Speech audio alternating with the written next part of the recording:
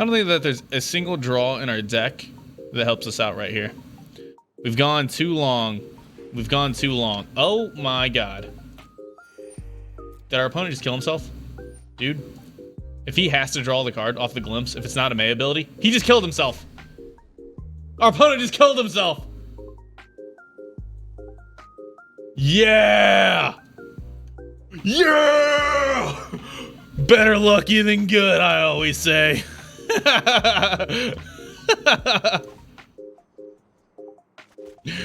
Well, let's see here. Search your library for a snow permanent card. I don't think this card's that good, honestly. Ascend to the Worthy. Choose a creature you control until your next turn that would deal damage to be dealt at the creature. It's dealt at the creature's set. I don't think that's very good. This guy seems busted to me. Like, in the right deck, this guy seems absolutely insane. This card is absolutely insane, but that puts us pretty heavy in the blue-green. Multiverse. Scry. This card is really good. This card's surprisingly well. This card's surprisingly well. I think we just take this because it's the best card. But I don't want to like guarantee that I'm green blue yet. I just want to take it because it's the best card. Like, hands down, that's probably the best one, and we'll see what's available to us. This is, I mean, that's a all around every color. This is the shenanigans we ran the first time. Blacklist decklist, I will drain your life while playing up the landlord of decks. What? Like black decks, I'll drain your life while being the landlord. What are you talking about? Masked Vandal? I don't know. I mean, it gets some good value. And it's in our colors. If we really want to stick with it. Snow-covered island's kind of sexy because with our thing. Invasion of Giants, though. What does this do? Scry 2, draw a card, then you may reveal a giant card from among your hand. When you do, the next giant spell you cast costs 2 less. That's pretty sweet. How much time we got? 24 seconds? Alright. Is there any removal in this hand? There's not any removal in this hand. So, I know I talked crap on this card earlier, but I'm starting to come around on it because there's so many artifacts and enchantments that you really want to hit. So, it's either Masked Vandal or the Shimmerdrift Veil. Maybe we go with the Shimmerdrift Veil because it can be ran in everything. That's my reason. We're going to pick it because it can be ran in anything. I dislocated my finger today, and with the THC gummy, it's kicking my ass. You're supposed to eat it, not fight it. Man. Dislocated your finger. That does not sound like a good time. Not at all. Ooh, if we go snow, this guy is absolutely nuts. This guy is also pretty good, though. I really kind of want to force the green-blue simply because we have the Frost card, which is just... It's just a good card, man. It's just a good card. Ooh. Elven Bow is also in our card, and I think it might be better. It fits our curve. I think it's better. We're gonna go with that. Whenever you cast a creature spell, if any snow is spent on it, then it gets a counter. That card is nuts. Ooh, we do have a blue land. So nobody's taken... Oh, Ice Troll Hole. This guy was kicking our ass. I don't know who's better. We'll go with that one because it's an uncommon. The Mistwalker is also kind of good. Whenever you cast a creature spell, and it gets so much better with this. Yeah, we're gonna take this. All right, we're green for sure, and probably playing some blue. And as battlefield tapped, it's a green-blue land. Create a token. All right, yeah, it's a spell land. All right, I think we're pretty solid on this. Oh, see, that makes more sense now. You're not supposed to fight it. Oh. So no, how bad at fighting do you have to be to lose to a gummy worm? It just depends on how big the gummy worm is. Let's be honest. Some of those gummies, they're a little scary. Untap target snowland. These aren't snowland. We've only got one snowland, so this card is probably terrible. I think I want to go with the Scry 2, Draw 2. It's also got Foretell, which kind of curves things out a little bit better. This card is surprisingly good. It's probably the best in the pack, but it's not anything that we can play. It's a completely different... Like, if it had one color overlapping, then I'd be interested in taking it. But with no colors overlapping, I don't want it at all. Oh, this card seems wicked. When it enters the battlefield, Scry 3. Hell yeah. And then if it dies, and we meet the crazy condition, which I don't think we'll meet that condition often, but if you meet the condition, then suddenly you get all this extra stuff. Ooh, but a Pilfering Hawk.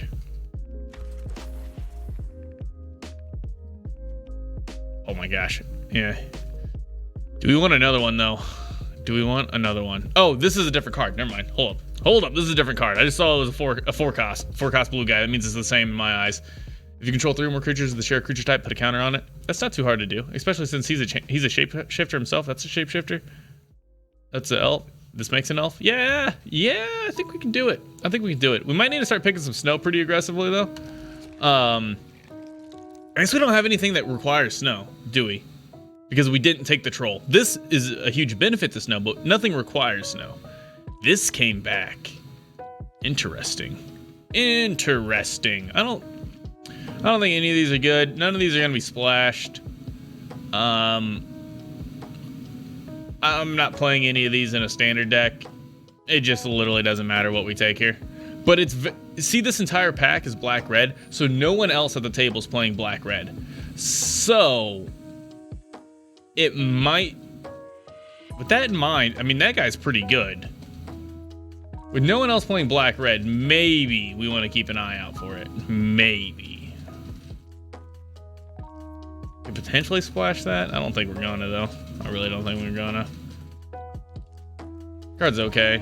Can we throw you in the sideboard because you're not getting ran? Oh, I missed this guy. I didn't see him coming around. This guy's got like a Force of Will style effect. This card's nuts. Return target non-land permanent to Zoda's hand. I don't think either of those are very good. And another hasty guy? Oh, we didn't get the first one.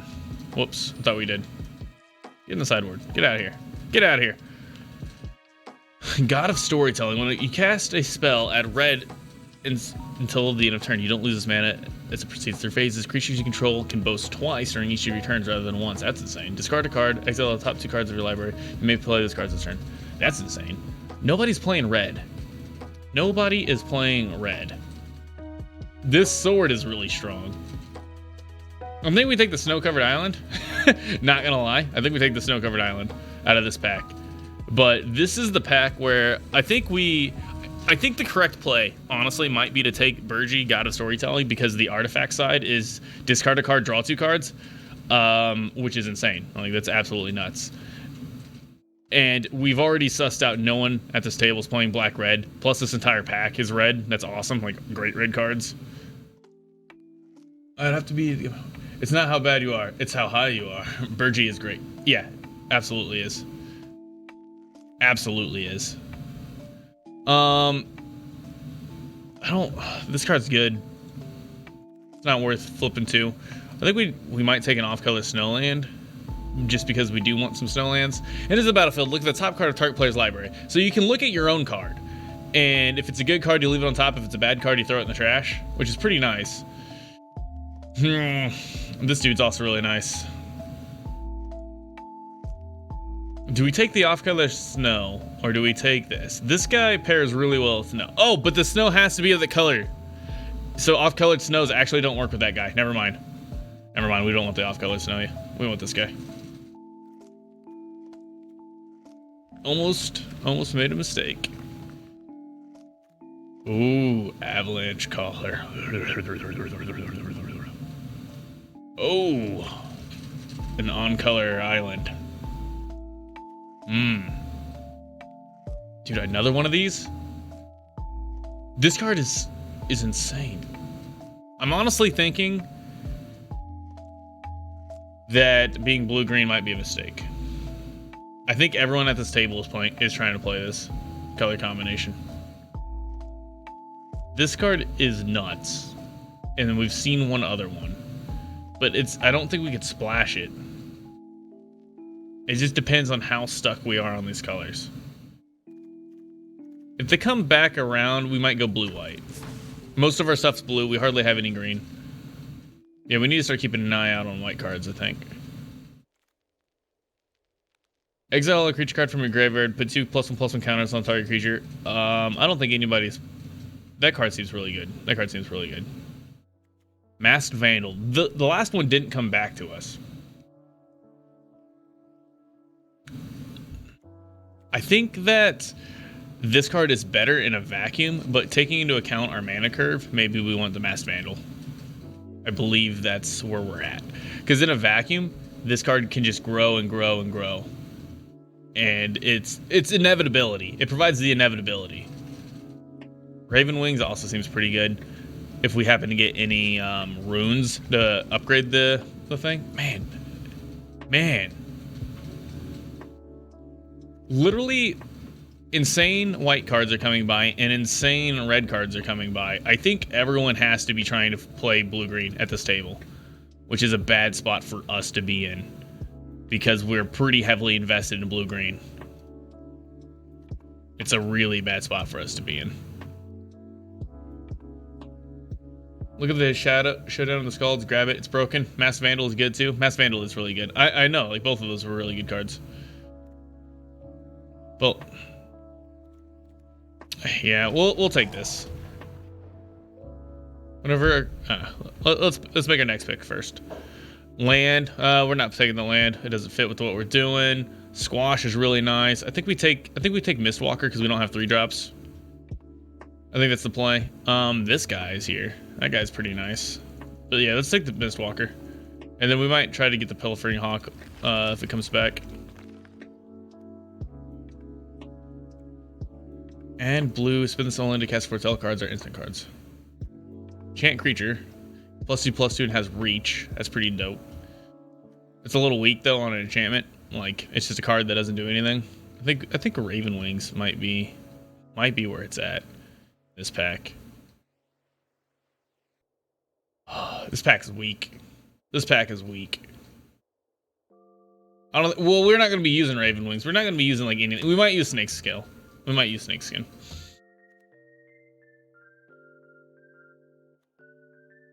Those white cards didn't come back a second time. That's good to know. This guy having crew 1 is kind of valuable because we got this guy on 1, we got this guy on 1, we got this guy on 1.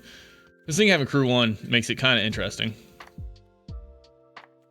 This spell casts 1 like cast for each giant wizard when it enters the battlefield. Search your library for an instant sorcery card with the same name as a card in your graveyard. That's never gonna happen. Do we just want a big guy or do we want the boat? Well, I guess that answers our thing. Nothing here is going to be ran. We might splash white. If we're gonna splash white, I think the Guardian might be the best. Ooh, this guy's pretty good. But if we're gonna splash white, we want it to be a late game thing. So we'll take that. It's pretty aggressive. Rune Crown enters the battlefield. You may search your library in hand or graveyard or rune. We don't have any runes yet. Nothing here seems good. Nothing here seems good. Maybe we take that. Maybe. Nothing here seems good. That's just what it is. Nothing there is good. We're not in black, so we're not playing that. Depart the Realm. The tempo play could be useful. I guess we'll play it in a null. Snow-covered land. Gosh, yeah, nobody's. This is such a weird pack. What's being sent to us? This card is busted. This card's like a 5/0. Card is the epitome of a good card. You can't lose if you get that on the field. I promise you.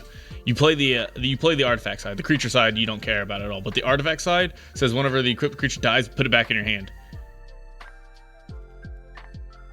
How do you lose with that? All right, so we're definitely playing white. Like hands down, we are playing white. We don't have enough snows to make this worth playing, so we're not going to be playing that. But we are splashing white. We need things that have mana fixing. Would be ideal. But we are playing white after getting that. Nothing in this pack. Shit, there's a cat outside my patio and it's freezing outside. Oh no. Looks like you got a new kitty. I'm not feeling any of these.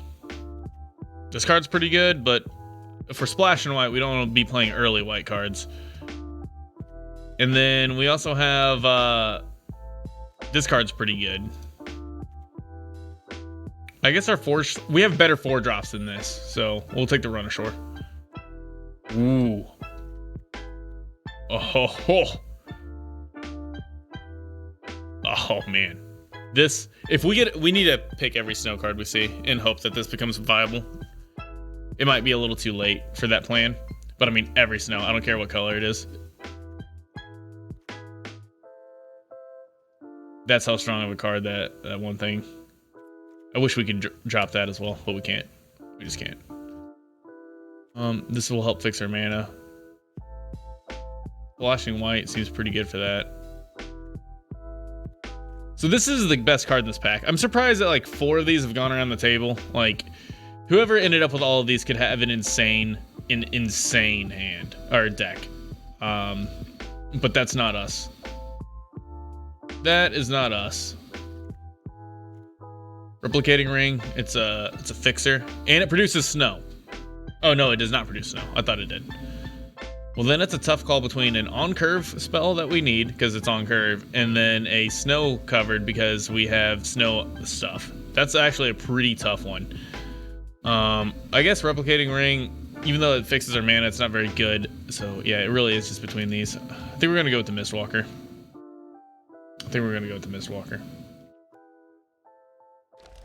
It's better for consistency. That card's pretty good. That card is pretty good. Next pack. It's an easy pick. Divine Gambit's awful. Well, it's interesting. It's probably not awful.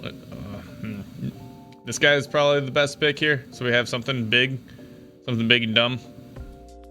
You're not really happy about it though. If we were playing red, we would pick this. Yeah, we're not happy about this pick, but I think it's the pick we gotta take. So how many cats are you up to now, Plant Lady? Are you at the point where you need to change your name to Crazy Cat Lady?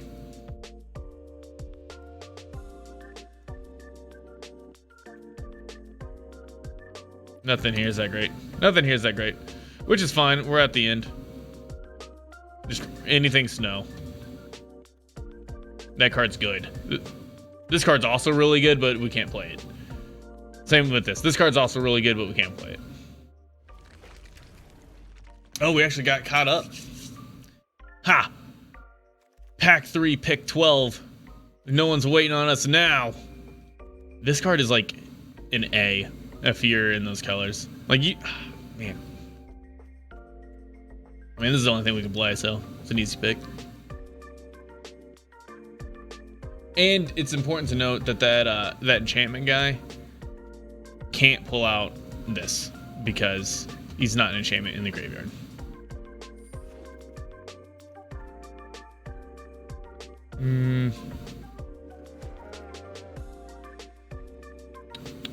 Well, that's all there is. Let's slap this deck together and get at it. This is looking like a fairly decent one. Probably take those out. We're not excited to play that. We aren't going to be playing that.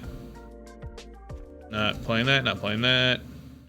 It is a battlefield. You may search your library, hand or graveyard for a rune card and put it onto the battlefield attached to Rune Crown. If you search your library this way, shuffle it, equip creature gets +1/+1. So this Rune Crown is just a Rune of the Might. If we had multiple runes, it would probably be worth playing, but we don't, so it's not.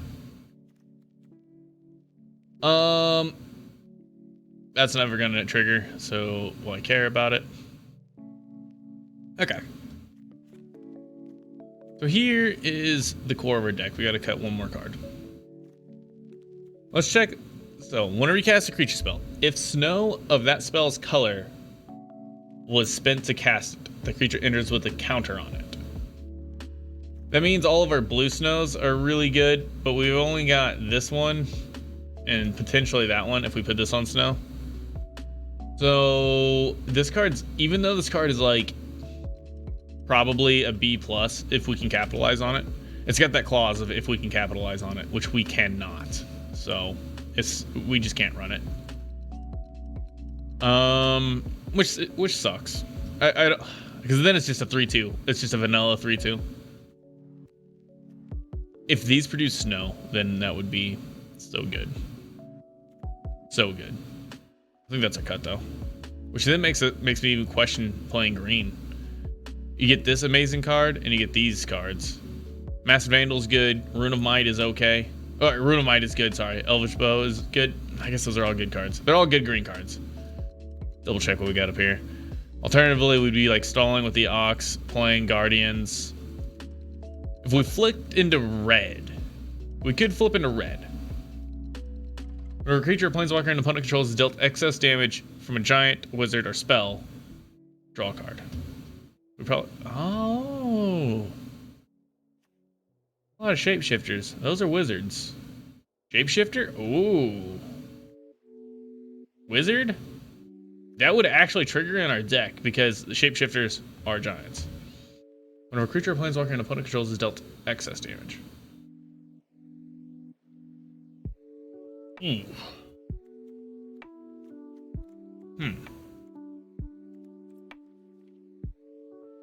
That's a giant. And a wizard. Wizard giant. Red gives us this. Scry 2, draw a card, then you may reveal a giant card from your hand. When you do, Invasion of the Giants deals 2 damage to target opponent. The next giant spell costs 2 less. We went red. I'm not saying we are, but if we did, we would have those 3 cards to replace 1, 2, 3, 4, 5. Probably run it like that. Yeah, it's probably not worth it. It's probably not worth it. All right, get that noise out of here. We're green. I have 2 adult cats and 3 6-month-old cats, so 5. Yes, I am a crazy plant lady. You're a crazy cat lady. Target Snowland becomes sweet. Plant cat lady. This card is not very good. Oh my god, what are we doing with 4 of these? We can run like 2, not 4. All right. That's not. Strawberry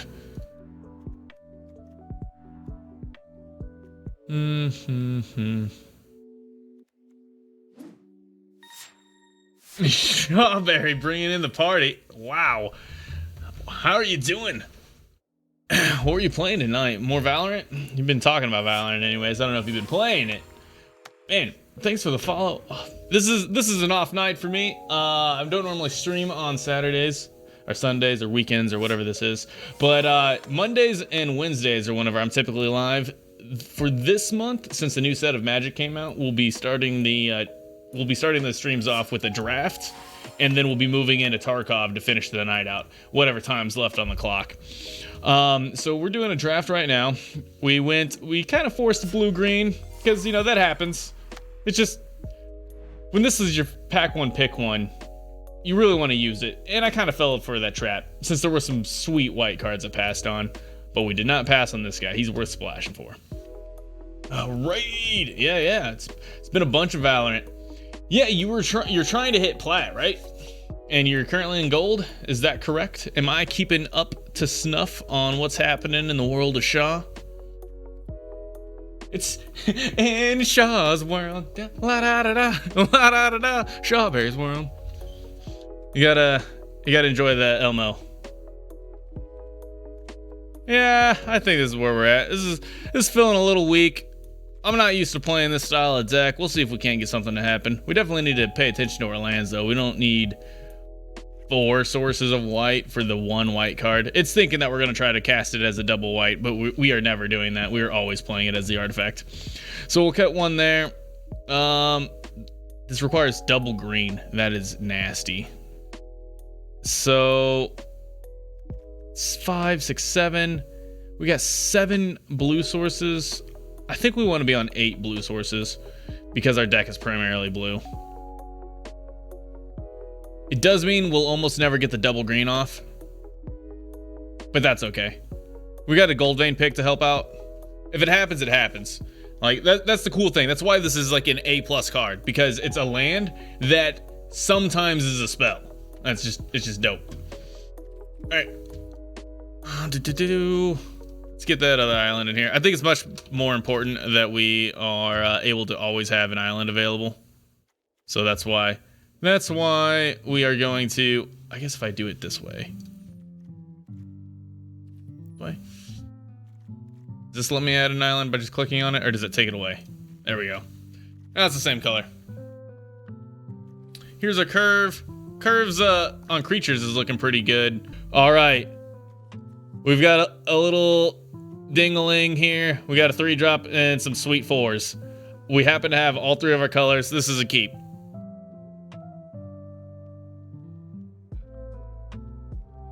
So, whenever our opponent does something, we're waiting on them.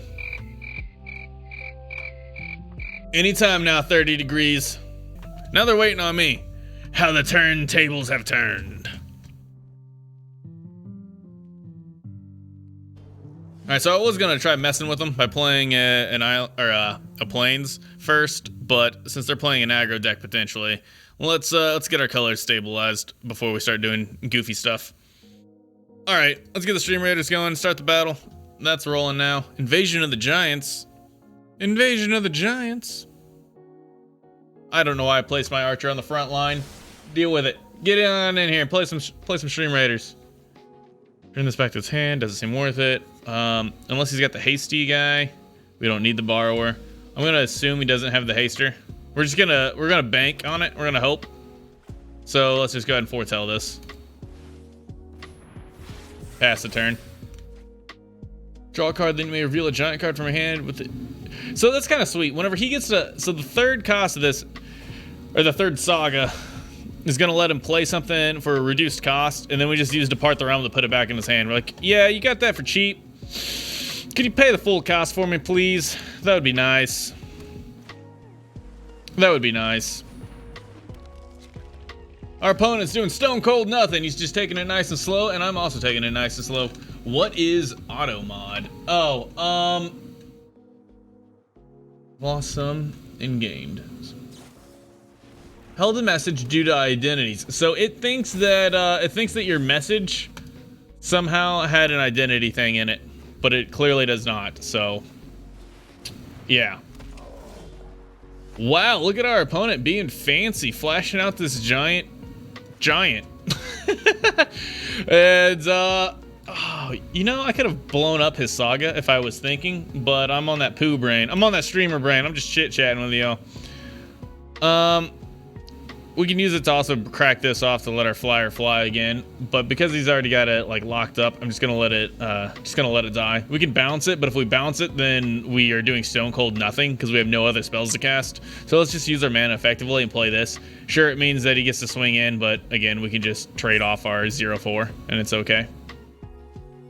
Enters the battlefield. If you control 3 or more creatures that share a creature type, put a counter on it and scry 1. Well, we do not. Actually, that kind of makes me want to let it hit us. All right, never mind. We're gonna free up our bird. Change of plans here. Change of plans here. I want to get that. I want to get those effects. Oh, you got exile. Man, I'm just not reading cards. I'm sorry. Mistakes galore. We're just gonna throw that oops, and you know, we're not gonna let him have a trick of some sort. We're just gonna put that back in his hand. Maybe he's got counter spells. Who knows? We've made mistakes back to back to back. So whoops.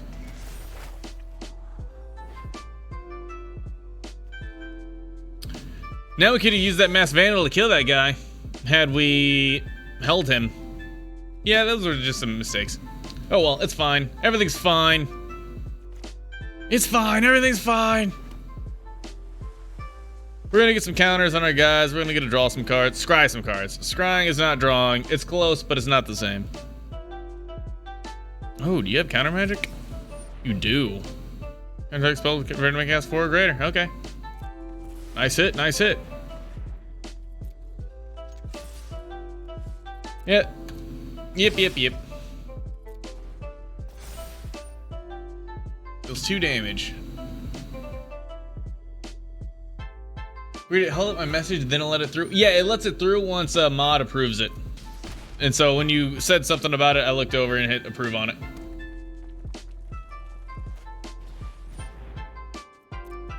Wow, this guy took 1,000,000 of those. It's a damn good card. The Invasion of the Giants, like scry 2. So at first it sets up your draw. It gets trash off the top of your deck. You put it on the bottom, and then it draws you an extra card. And then you can reveal a card from your hand to deal damage, and then the card you revealed suddenly costs 2 less. Like it's a fantastic card. It really is. It's a shame that we don't have it. Come on. Just let me scry. We do not want more mana. No, thank you. Go to the bottom. Get out of here. We can sacrifice this creature. Create a token that's a copy of target creature you control, except it enters the battlefield with an additional counter on it. So we can do that. We do have that as an option to us.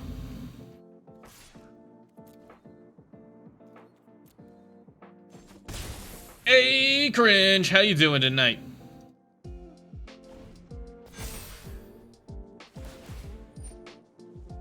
This is just really good on our opponent for having that. That card is probably a B+ as well.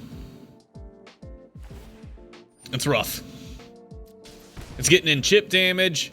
Again, it's fixing his draws, and it's letting him cast this bad boy for 4 mana.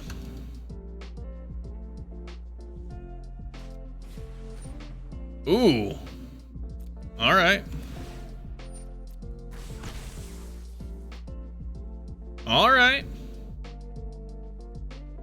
You're an A+ to me. Whoa!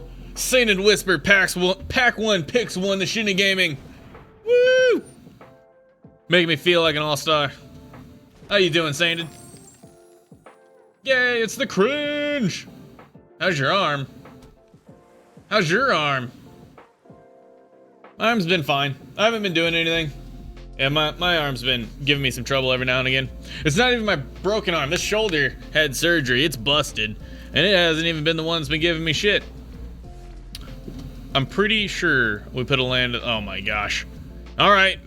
You know, it's going to happen from time to time. But if it could not happen every time, it'd be swell. We could hit him for 1. That's how much we have here. So we could clone this guy with a counter on it and use it to break the bind the monsters. Or we could just clone the Kinseeker.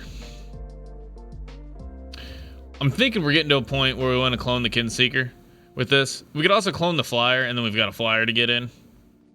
It would be a 2/5 with essentially fire breathing. And I mean, that might be worth it. We can only clone our own creatures. We don't really have any creatures that we super wanted to clone. Like, even within our deck, there's nothing that we're really hoping to get to. Maybe the big-ass worm would be sweet to clone. Yeah, we gotta clone something, though. That's literally where we're at right now. I think it's the Kinseeker. I think we clone the Kinseeker. But we will be trying to deal with the 5/6 giant. Maybe it's the bird. Because again, so if we clone this, we get a scry, which is nice.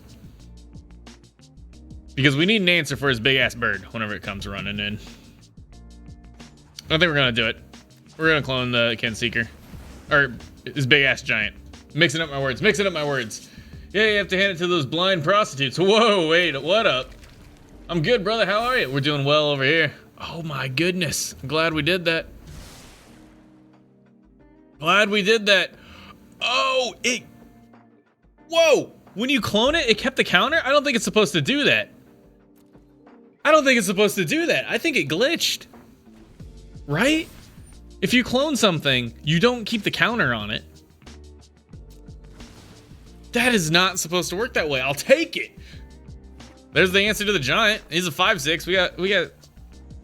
He's got 5 attack. We got 6 toughness. Hell yeah, dude, I'll take it. Yeah, we are not supposed to keep that counter. Now it does say it enters with an additional counter on it, which I thought was interesting, but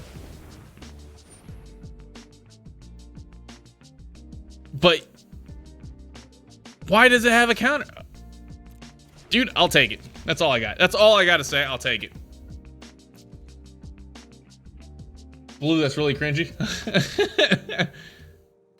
The XD. The XD is not that cringy. Come on. Don't be giving my guy Blue over here some trouble. Whenever you click creature deals combat damage to a player, create a treasure token. I mean, we already have so much flippin' mana.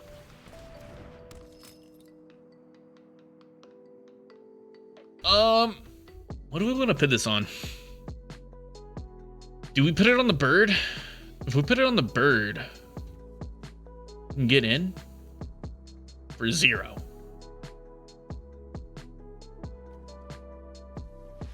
We gotta put it on something. I don't think we're gonna be swinging in with our guys on the ground. This guy, getting him stronger is not gonna make a difference. This is gonna flash in to down the invader to make him a 3/6. With that in mind, it actually does make a difference if we put this on here. So we will. No attacks. We're holding the land just because we're playing blue. Our opponent doesn't know if we got counter spells or what. So we're gonna hold the land. It's a bluff tactic. You gotta bluff them. No, mate, the joke was cringe. Oh, I know. Yeah. I can sense the eye roll from here. Damn, Dogecoin got a small dump again, but it's climbing back up. Dude, Dogecoin is worthless. Worthless. Absolutely worthless. It does nothing.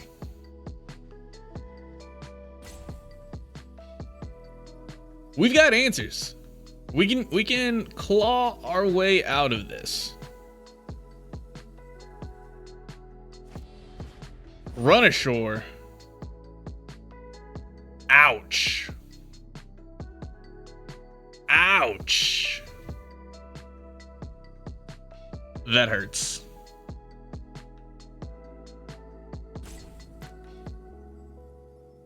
Do we want to put the gold vein on top?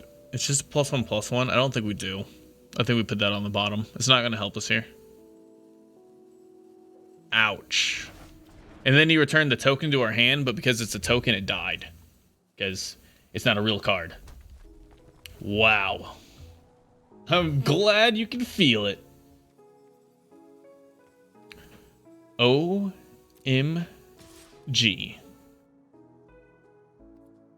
All right, we're just going to take... We're gonna take the hit to our cheek, taking it right to the chin. No point in HP's a resource, so we're gonna spend some of that resource. That's what I like to see.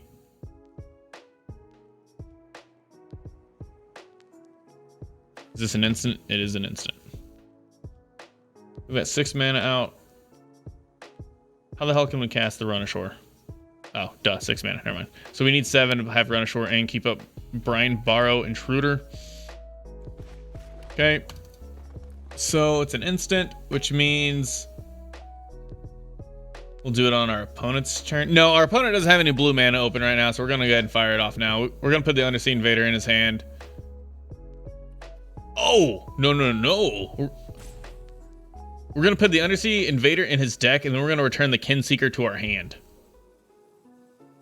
Because if we put the Kinseeker in our hand, then we get to recast it, and his damn thing falls off.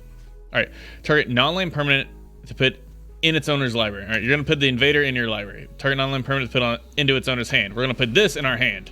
So there we go. We're gonna make his thing fall off of our stuff. So we got 2 of his guys and 1 of our guys. Talking about value.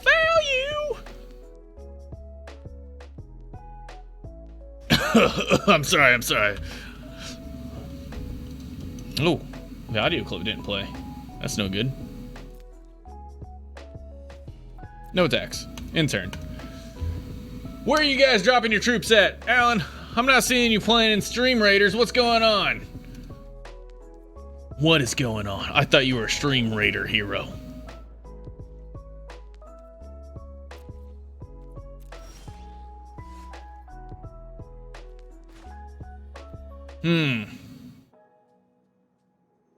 These are all the same, right? Yeah, these are all shapeshifters. That's funny. They're all everything. My guy is right next to yours. Well, I just didn't see anything in the chat log. That's all. That's all. Ooh, +1/+2 in reach. And it makes a dude. It doesn't answer his 5/6, though. It does not answer the 5/6. But it does let us make this guy big enough. Actually, it kind of does. It doesn't remove the 5/6, but it does let us chump block the 5/6 for an eternity, which is useful since he probably kept it on top. If I were him, I would have kept it on top. does enter the battlefield tapped and chooses any color. We already have a white. Yeah, whatever. We'll just go ahead and throw this down on blue. That one's a snowland, which is why we played it. Snowlands are nice. We're hoping to punk out our opponent with this Brine Barrow. Because -2 to their attack at instant speed, since this has flash, it's pretty valuable. Pretty damn valuable. How do you guys get your badges by your name? They do stuff. Although you do stuff too, so I'm not sure why you don't have badges. I mean, you have the Bits Leader badge, and you also have a Founder because you were one of the first 10 people to subscribe. So you've got 2 badges next to your name.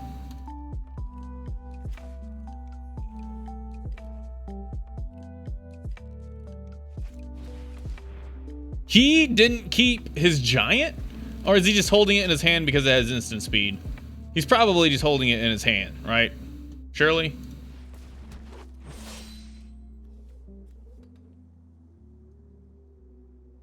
Certainly, and don't call me Shirley.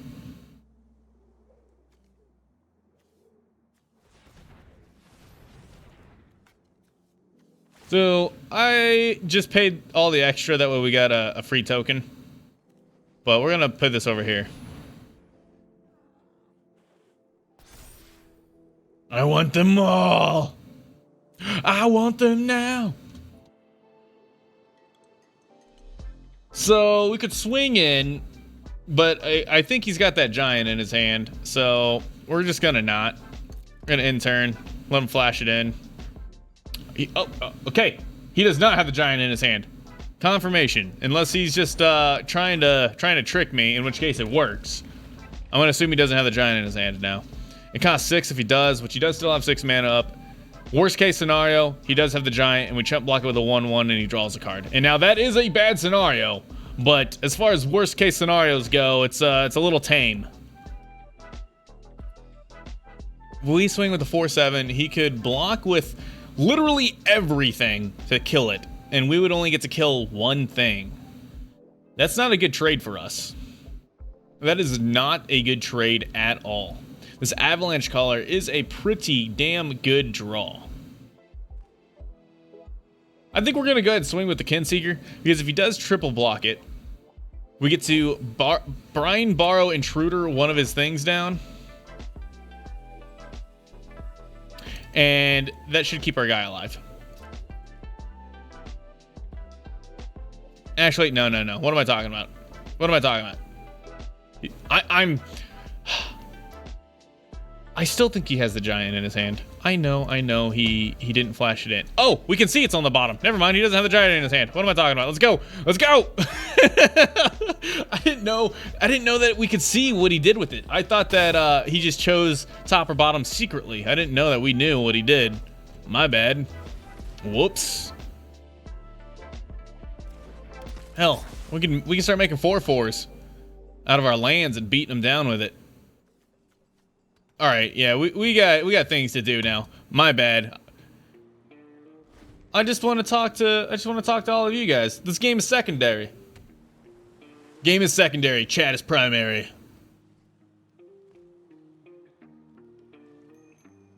And I always run with my sidearms out. No, I don't know.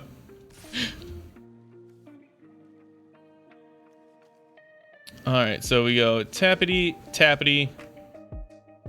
Active 80. You are now a manland. Did you see that coming there, buddy? Tappity, tappity. Active 80. You are now a manland.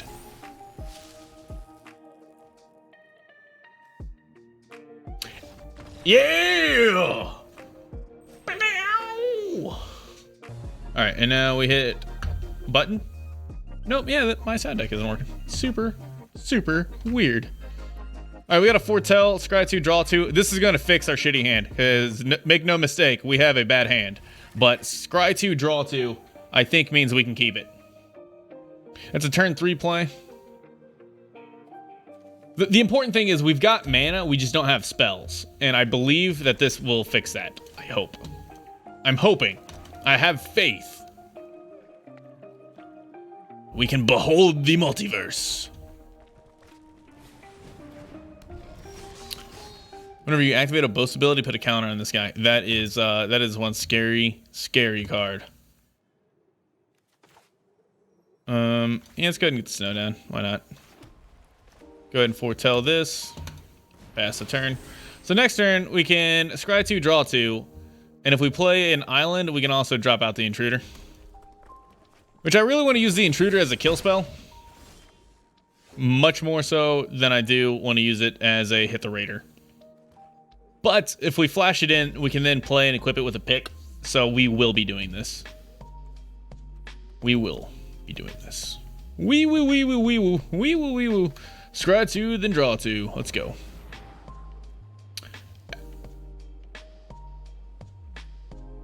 We don't, you know? Yeah. I'll take it. How you doing, Sparks? How you doing? Thanks for showing up. I appreciate it. Discard a card. Whoops.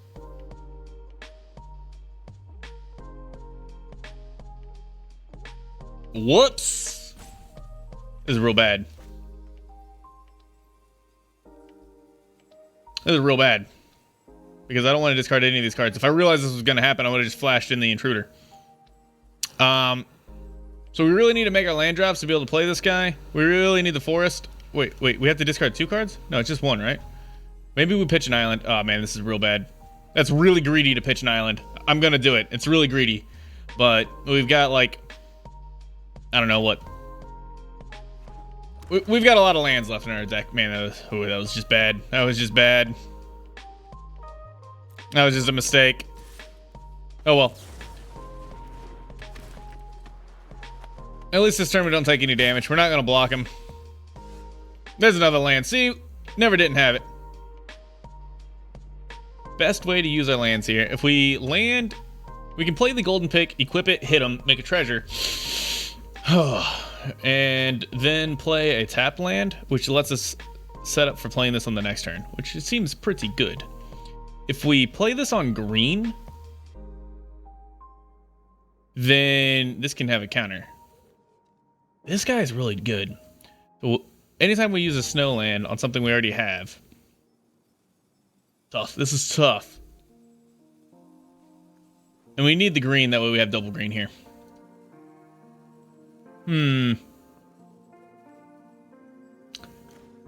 Yep, this is what we're going to do. So we're going to hit him with the pick. Drop this down on green. Go ahead and equip up the intruder. And we're not going to be playing for defense. We're going to play for damage because that's going to give us a token. Now that means next turn we can untap and drop this worm, and that'd be a big boy, be a big thick boy. I'm doing really good, just tired. How are you doing, Shinny? I'm doing all right. Thanks for asking. Yeah, Cringe, Plant Lady, Alan, they're all wanting to see my lovely mug, and so we decided to go live tonight. It's not a typical go live night, but it's a good time all the same.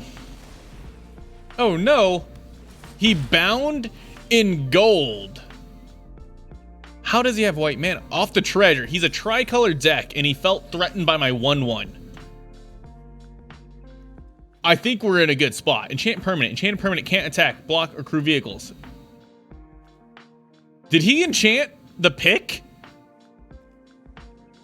No, okay, he put it on the intruder. Okay, I was like, did he just make a terrible mistake? Yeah. Yeah, I think we're in a really good spot here. All right, guy, what are you gonna do?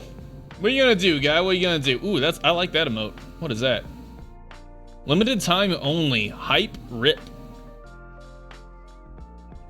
I dig that one. That's probably the most detail I've seen put into a mini emote. Wow, do you see that? 6 damage exactly. If we had played this guy first, then he wouldn't have died. Rip. Human rogue. Human wizard. Shapeshifter. Alright.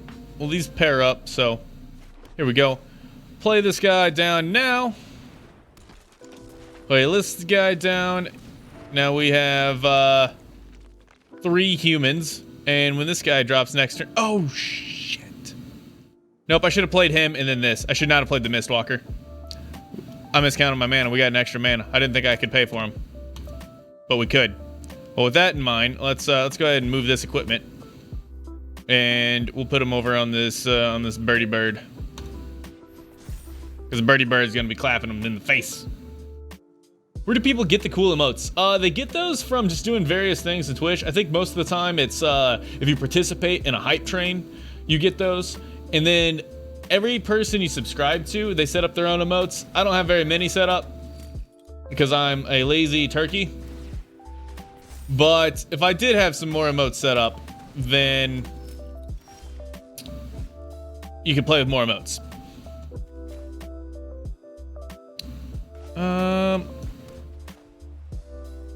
This leaves us with 3 mana open, and it's tapping our only green source. No, it's not. Okay, we have another green source. It's just hidden a little bit. No, we don't want more. We don't need more lands. We need spells. I think there's a field wipe in black, so we're not gonna swing in, or we're not gonna play this guy. There is a field wipe in black. Oh, what we will do though is activate a land. Target a snow land you control. You. There we go. Let's swing in, like so. Get that pressure on him. We need to get our opponent dead. We've been dilly-dallying a little too much. I'm playing too passively. New unit placed by Alan Enraged. Oh yeah. Okay, so it's not putting those it's not updating the chat when you drop a unit. Interesting, I thought it did. Oh, I didn't update the freaking title. We won a game, we're 1-0 now. Edit stream info. We're gonna copy this. That way it's in the clipboard so I can do it over here. It's a lot easier to do over here. Set title, boom. We are 1-0.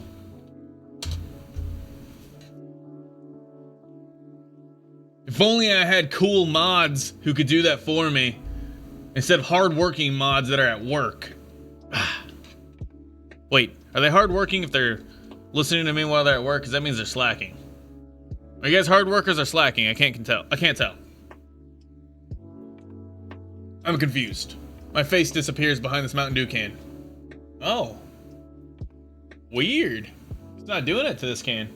There it is. There it is. Vault Robber. Exile a creature card from your graveyard, create a creature token. He doesn't have any creatures. He actually might be looking to do that. Oh, he's got that guy equipped up. Equipped up. Ready to go. We can clone something. Do we clone the Kinseeker again? That was a pretty dope play. I think we do. We could also clone the Mistwalker. Interesting. Yeah, I think we just hit him with the Mistwalker. He's in a bad spot. Wait, hold on. Declare attackers. I'm trying to declare you as an attacker. There we go. My bad. I'm easily confused. Now we activate the ability. And we activate the ability. Put him on a 3-turn clock.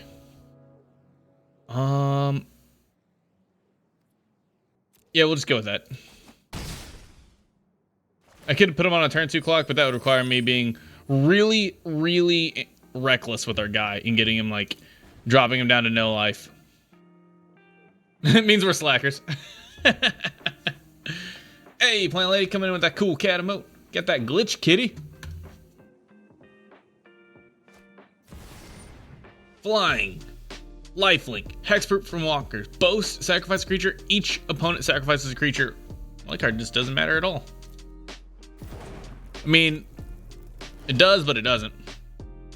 It can trade with our guy.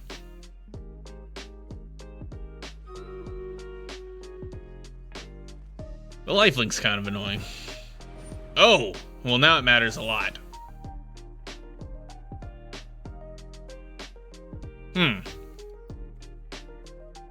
Interesting. But see, by doing that, he made it so his guy doesn't kill our other guys. So, we can activate... let's see here. Go ahead and play our tap land. Our spell land. We can activate 1, 2, 3. We can activate 3 lands. Come in. He's sitting at... Since this has lifelink, he's effectively at 13. So he's at 13 life. We come in, balls out. I think we just got him here. He's not like dead right now, but he's dead right now. If that makes sense.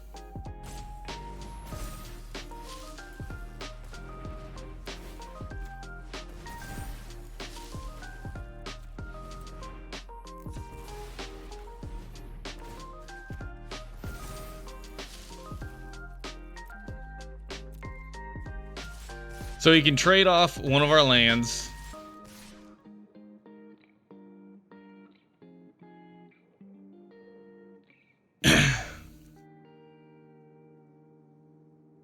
If he blocks the 3/5, his guy stays alive. So he blocks the 3/5, his guy stays alive. He has to chump block both the 4/4s, and then he takes 6. No, okay, we can't swing with these guys because they don't kill his 5/4. We can only swing with these guys. We're swinging there. He has to block here. Yeah, this is the only way we can attack. It wasn't quite as good as I thought. Still pretty good.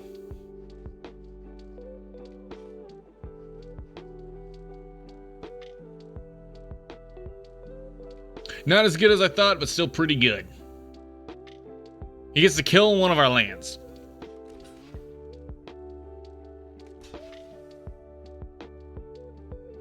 Oh, interesting. He's not going to trade his Valkyrie because next turn he gets to put the pick on it. Still, I like that even better.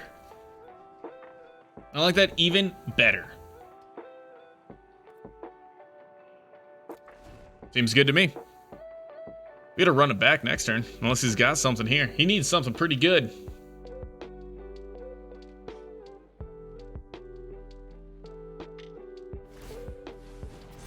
And once this is finished, we'll run that Stream Raiders. Oh, okay. I mean, we could just take the 6, I think. I don't think there's any reason to block. Either way, he's gaining 6 life. Now, the scary thing is, we should have blocked it because he's shown that he has white cards in hand. He might be needing that to cast something amazing. Like that. That was something amazing. We should have blocked him. Damn. The Bounding Gold means we cannot activate our Snowlands. Oh, that's a good card. That's a good draw.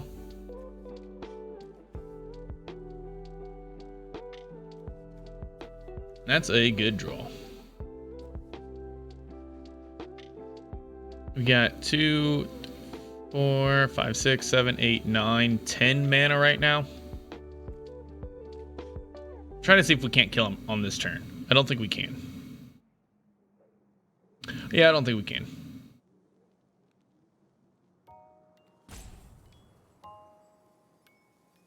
All right. So we're gonna do both. Same thing as last time. Target non-land permanent puts it in his owner's library. So he's gonna draw that card. We're gonna put this back in our hand.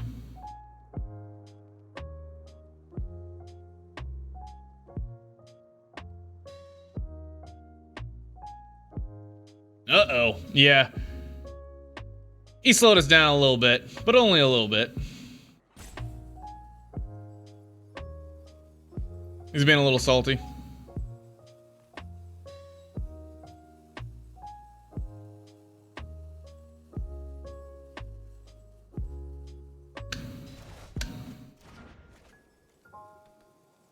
We don't have enough mana to play and activate this. So I think we just hold it in hand and activate this guy twice instead. We're trying to get him dead. We're trying to kill him here. So we're gonna go pretty aggressive on this. The scary thing is if he has like a bolt or something that deals 3 damage, but I'm not too worried about it.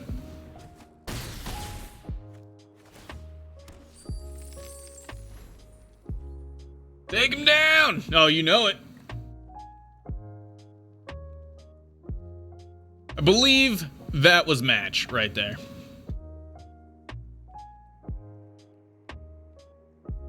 Because next turn, all those lands are coming back at him. He will have his 4/3 with lifelink again, so he's sitting at 7 life, effectively.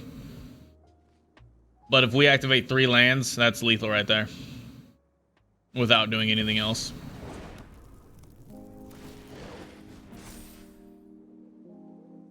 Alright. Yeah, I forgot you could put the picks on it. Alright, so he's sitting at 9 life. He's sitting at 9 life.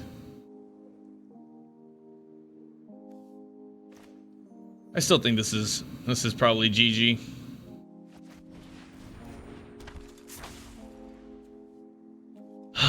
Just gotta be a little careful about it is all. By that I mean we just have to do our do the math.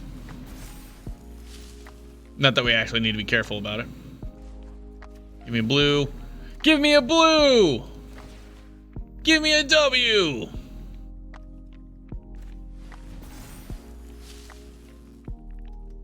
Right? Now we go in. If we swing, swing, swing, swing. If he blocks the 3/5. Well, he's gonna block a 4/4. So if he blocks a 4/4, he goes to 9, and then he gets hit for 4. Then he gets hit for 9. Okay, sweet. Yeah, it's a match. It's a match. Right? Doing the math right? I haven't messed up anywhere. All right.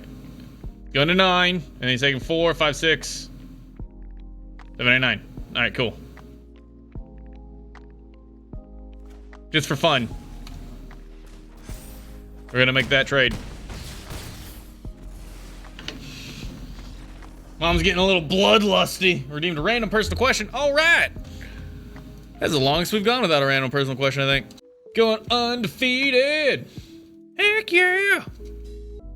Ooh, tough one here. We don't have green to play those things. This is a good hand. If we had a green, this would be great, but we don't, so we're gonna mulligan. As is, we have 1 mediocre playable card.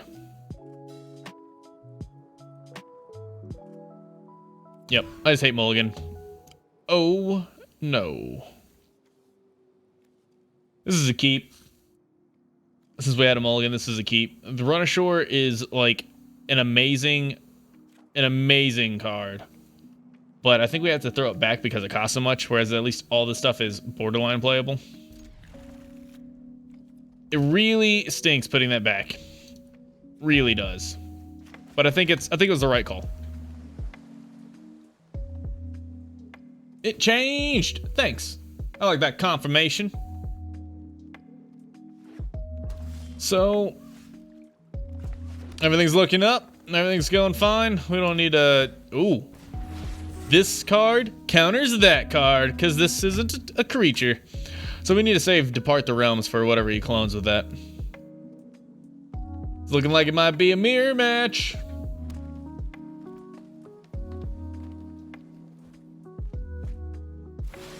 They probably have the better stuffs. Since we don't really have the snow to synergize with our snow synergies, this will be a little rough.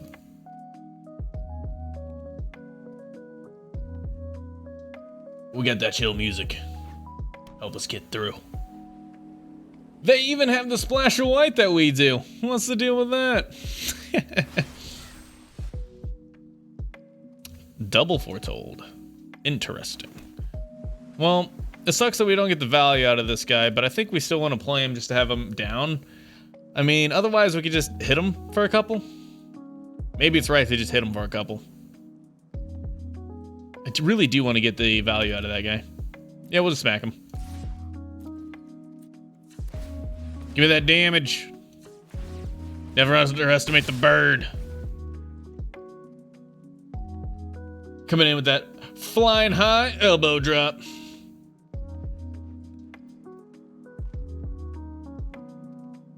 Wish the stream deck was working. I wanna play some sound effects. Oh wait, hold up. This isn't our deck at all. Flying Death Touch Haste, Flying Bird. He's got a 3/3. This guy's, oh man, this is, ooh, rough. We do have the Depart the Realms, which is gonna be nice. Do you think we actually run out the Depart the Realms? We have our one snow island, so this guy's actually going to trigger. Unbelievable. It's going to be glorious. Unfortunately, the Death Touch is a problem. But, yeah, I think we just throw this bird back in his hand. I guess he could replay it. He's already got the mana for it. We'll hold. We'll hold.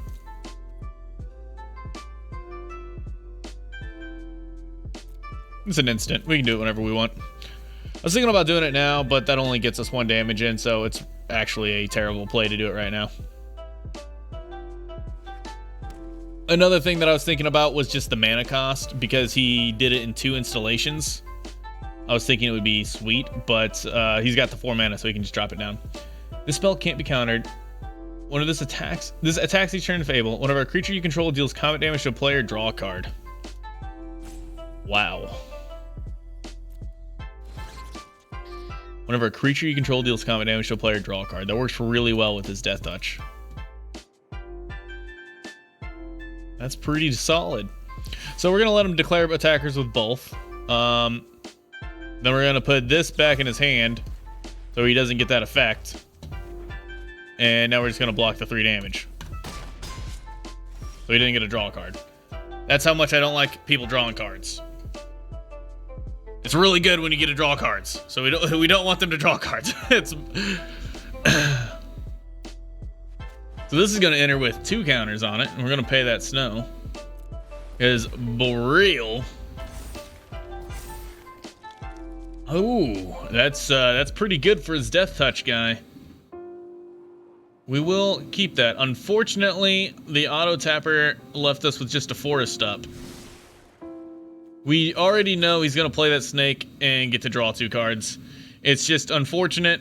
Actually, we'll keep the 1/4 back simply because I value him not drawing a card. The 1 card off the 3/3 more.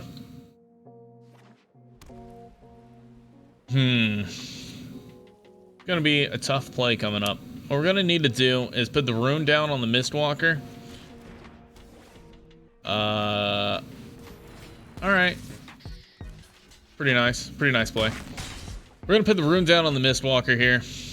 So it's got an additional attack. We will decline. We're just gonna take that damage since it's doing some good work. And this means we can block a little bit better. We're just that much closer to being able to trade with the Reaper. He can block with this since it's indestructible, so no point in attacking. We'll just hold it back on defense for now.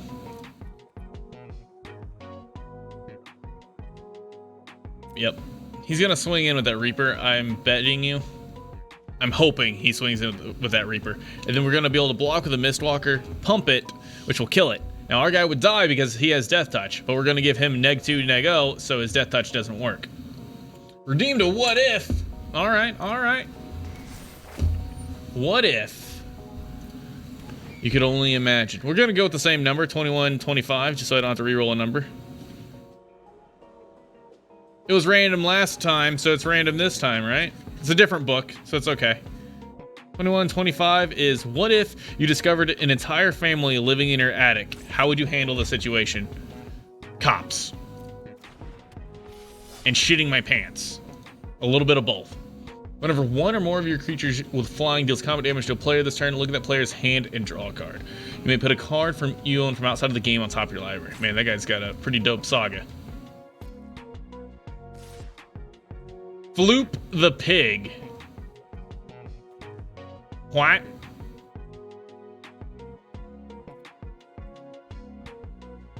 Floop the pig? I am so confused. That's what you would do if you found people living in your attic? You would floop a pig?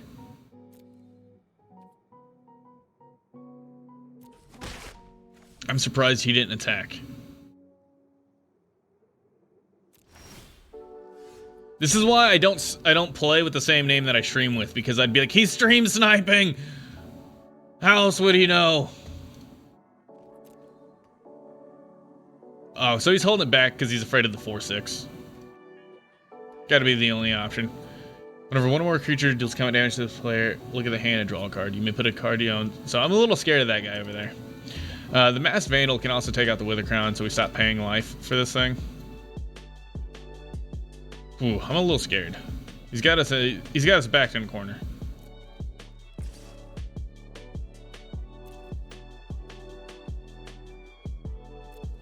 I live in your attic. Stop leaving food out for the strays.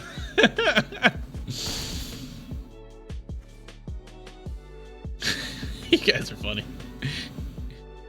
Y'all be funny as fuck. It was snow.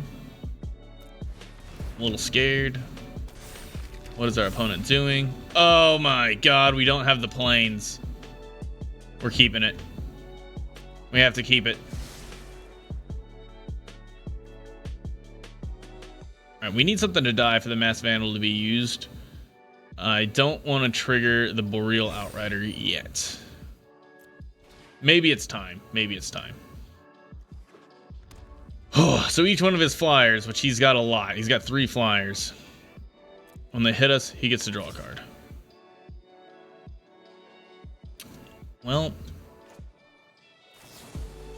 unfortunately, my plan fell through the cracks because I didn't realize that I don't have enough mana to activate this guy now. So we're just going to tap him down. We're going to kill this one over here, and we're only going to get hit with the 1. It seems like, all in all, a relatively fine transaction, considering how bad it was. Oh man, he gets to draw 2. Oh my goodness. Oh, this little bird over here too. Shit. Our opponent has got a full new grip. That's real bad for us. I should not have kept this on top. This fight is not looking to be going our way. We've also already used the bounce spell, so he's going to be able to clone something as soon as he gets another blue. Oh, the replicating ring gave him the blue that he needed. This is not good. Yeah, we're going to take action. We're going to go ahead and let this thing die now. We need something in the graveyard to use our Masked Vandal.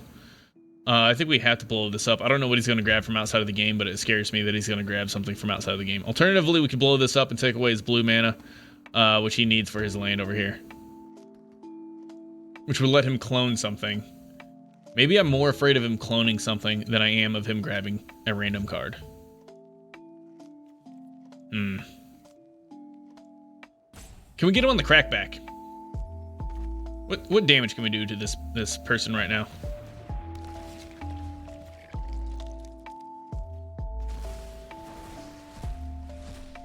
We swing all out. We can hit him for 4 in the air. Hit him for a decent chunk.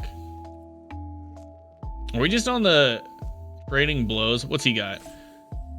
He has... Oh! Hold up, that changes things. I didn't realize we had 2 of them. He blocks 1.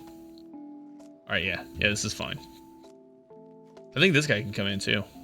He has to block with his packmate. Oh wait, never mind. Yeah, he has to block with his packmate, or else he's dead.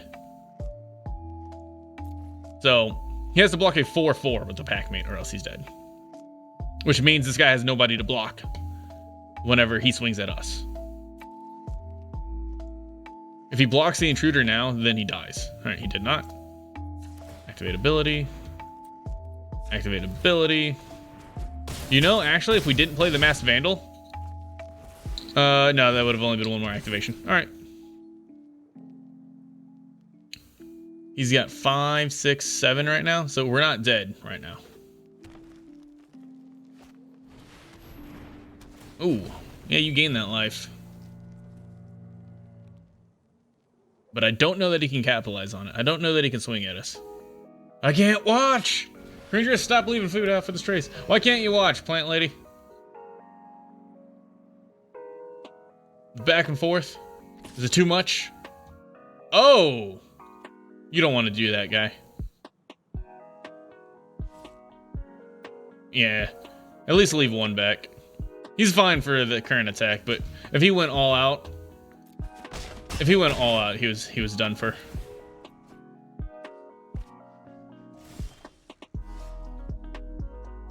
As is, we might be done for.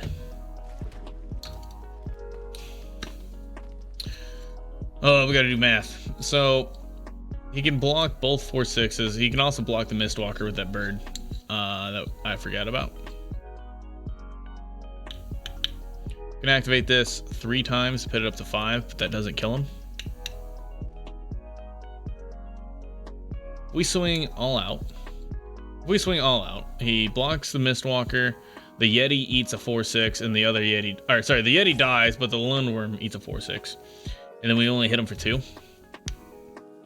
Don't think that works. I think we're on the defense now. As much as that stinks, we're on the defense now.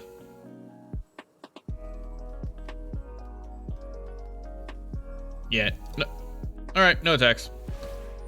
How many guys does he have, and how many guys do we have? He has 6 creatures, we have 5. Everything's fine. Everything's fine. Oh wait, we're dead. We're dead on board. We're dead on board because he's got 3 flyers and we only have 1. Whoops. This has trample. Whoops. Whoops. We had him. We had him in that last turn. We can activate this 3 times, putting it at 5. He was at 7. Both of these guys get blocked. Bird blocks here. These guys get blocked down here. These 2 4/6s get blocked because he had these 3 up. So all these got blocked. This 2 came through. And this would have... Oh, no, I guess he would have been alive by 1. We were 1 mana shy from pumping this up because he would have pumped 3 times to 5. So 4 would have gotten through, 5, 6. We got 6 through. Never mind. We didn't make a mistake. We didn't have it. That was a good fight. That was a good fight. All right, we've got playables. Our whole hand's basically playable. I think this is fine to keep. Oh, no, we're up against silvers. I don't know that we can handle it. I don't know that I can handle this pressure. Oh no, it's an aggro deck. Whenever a non-token creature you control dies, if it was enchanted or equipped, return it to its owner's hand. Oh my gosh, that's a strong card. Put that face down. Next turn we run out this 3/2. Turn after that we can put a Rune of Might on it. Shapeshift. Alright, this is an Elf Warrior, this is a Human Rogue. These don't pair up.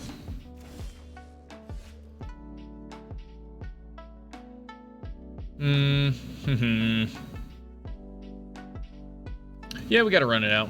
That's all we can do. Whenever another non-token creature you control dies, if it was enchanted or equipped, return it to its hand. Owner's hand. Creatures you control that are enchanted or equipped get +1/+1. That's just a lot of good stuff.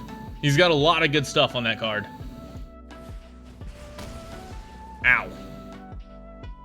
Good old removal. We didn't get any removal in our deck. We got a couple bounce spells, but we did not get any removal. Alright, we're just gonna have to run out the Kinseeker, even though it's not gonna give us any value. The value it's going to give us is by telling our opponent to stop punching us in the face. There's some value in that.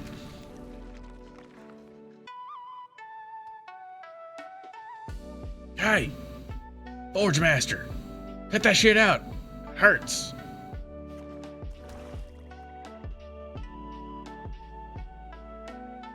Opponent is on Mardu, 3 colors, and he's got all of them. Damn hair flopping around. Boast deals 1 damage to any target.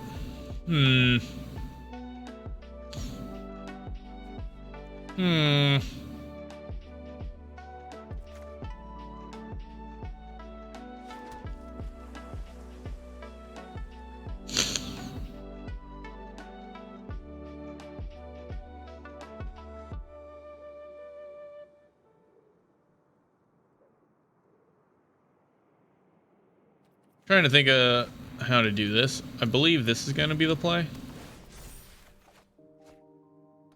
So the benefit here is that on next turn, it's safe to assume his mob is going to attack. At which point we can flash in the Bind, Borrow, Intruder to give it -2, -0. So it's just a 3/4. And then double block it and kill it. Here he comes. You gonna pay for the boast? Oh, well, he can do the boast at any time. Flash this in.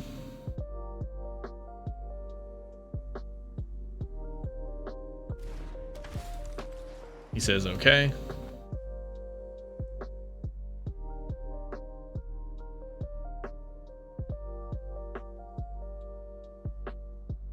Now we're gonna double block it.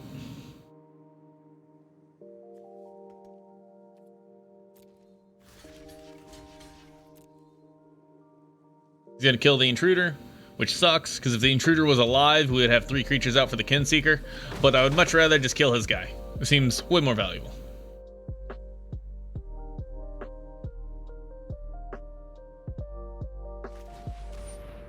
Whenever you cast your second spell each turn, create a token. That's really good. Because it's flying. Yeah, it's pretty good.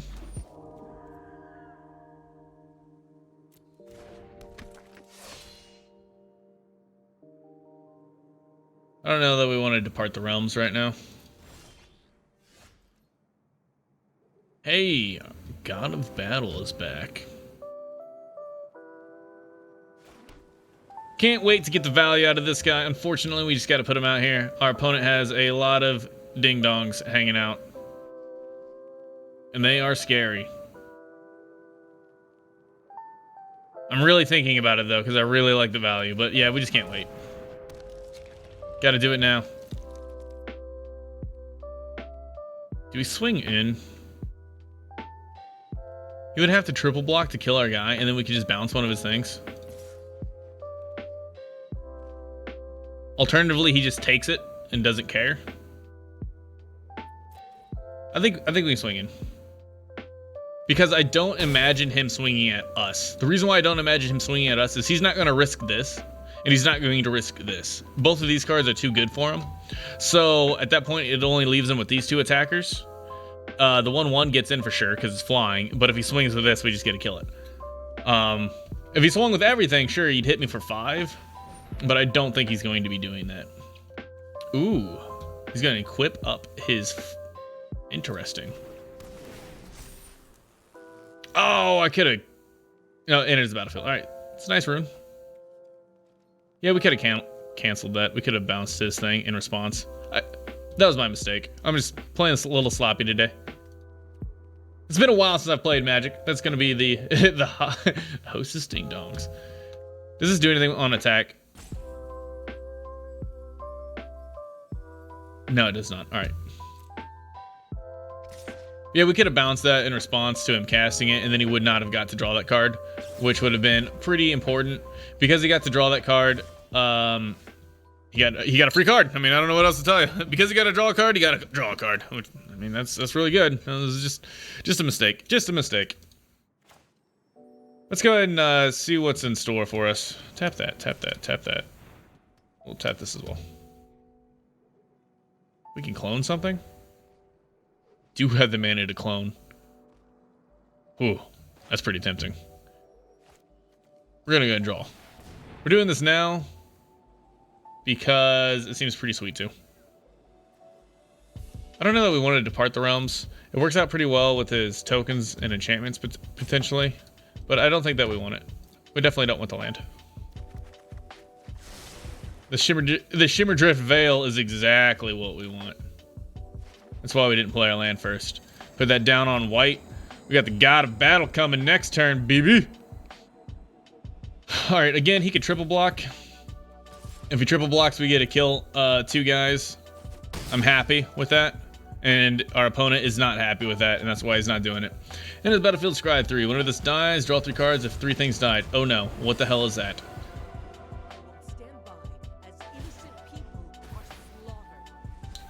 Fuck. We don't want to put that back in his hand because then he gets to redo it again. Put a ghost form counter on up to 1 target non-token creature. It gains when this creature dies. Put it into exile. Return it to its owner's hand and create a 1/1. Dies or is put into exile. So, man, he's going to be able to put that on one of his guys and then just get a bounce it, essentially. It's going to be really rough. This turn, though, we're going to come in swinging. Put down the sword. This gives our guy vigilance, and if it dies... Oh, we can't equip it right now. Shit. Bad. This is bad. This is bad. Okay. Well, we can clone the Kinseeker. Don't think it's worth it. Exile target non-land permanent. We cannot let that go off. If he gets to exile another non-land permanent, he's going to be exiling our sword. So we cannot let that happen. It means we need pressure. Go ahead and swing at it. He's going to chump block with this guy, which spawns a baby.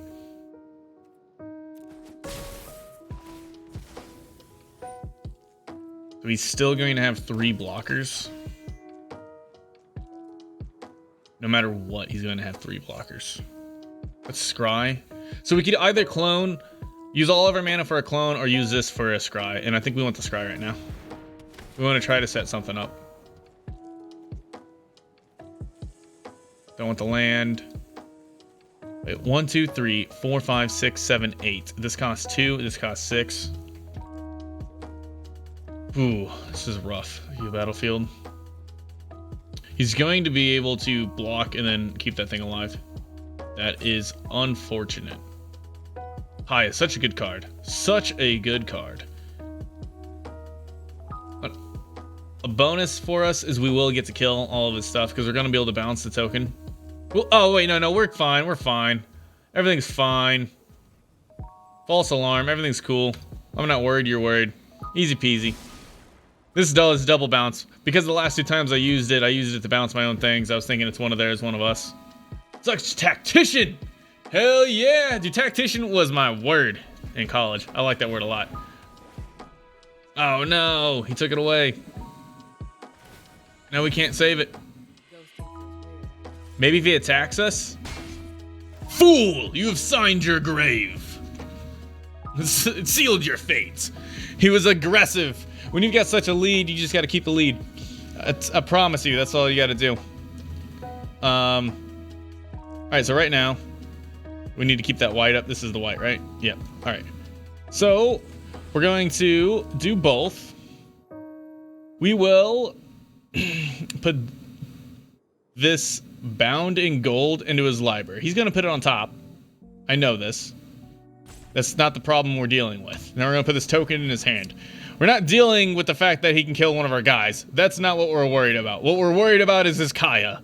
He can come back down and kill our guy again. That's okay. The Kaya kills our sword. That is not okay. And now we equip this on him because we need each one to be above 4. All attack, kill that planeswalker. Get that bitch out of here. Why even block? Yeah, he has no reason to. It's dead no matter what. We saved the sword! Hostess ding dongs? Ding dong, man, ding dong. Fool! We got creatures. Alright. If he can't kill the sword, there's nothing he can do. Whenever equipped creature dies, put it in your hand. I mean, what's he gonna do about that? For real. It is such a great word. I was really big into Tech 9. I still like Tech 9, but I was really big into Tech 9 during college. And he calls his people technicians. And from there, it's just a little tiny leap over the tactician.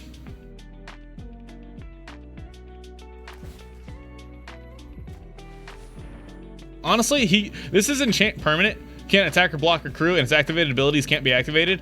Honestly, he should have put it on the sword. He could have locked our sword down, and then we wouldn't be able to use the sword at all.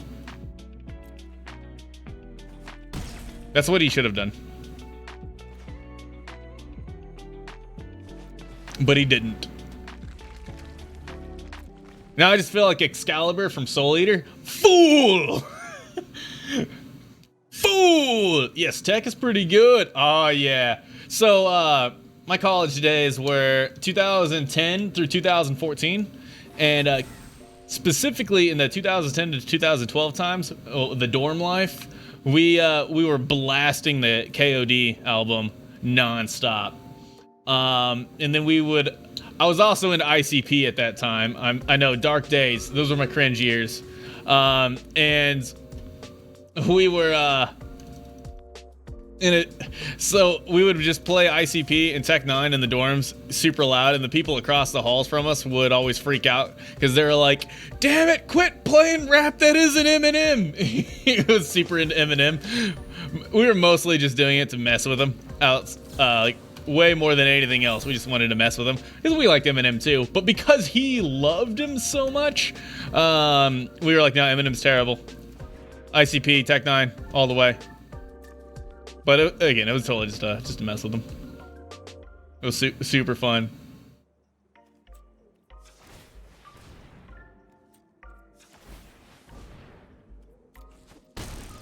Our opponent just let it happen. He didn't even want to block.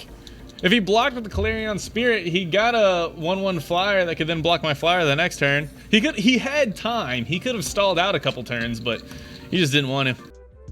Ooh, what have we got here? We've got all three colors, but nothing to play. I've never learned my lesson in my life. We're keeping it. We'll draw a land, surely. Right? Right? Ooh, that's not too shabby. We're gonna go ahead and drop this on white, though. The Rune of Might is at least a redraw. If we don't draw a land or a creature that we can play, we'll just play the Rune of Might on a land. It's not a fairly, I read Shirley and messed up very. It's not a very strong play, but it is a redraw. All right, we got a land, so I'm not near as desperate to use the Rune of Might on nothing. Just masked value has too much value, I think, to just run it out there. We'll be playing the Kinseeker without any gains on it. A 2/4 for 4 is kind of crummy. Now a 3/5 for 4 that draws you, or that scries you a card, that's amazing. Not having it trigger is unfortunate, but it's okay. It's not the end of the world. However, playing a 1/3 does nothing. A 2/4 is at least something. Like, we're both staring at each other doing nothing. 2/4 is something. If I drop down a 1/3, he can continue to do nothing and be a-okay. Crickets, crickets, crickets. I don't have the soundboard working, apparently, for some reason. It worked at the start of the stream, and then it just stopped working at some point in the middle of the stream. So I'll improv.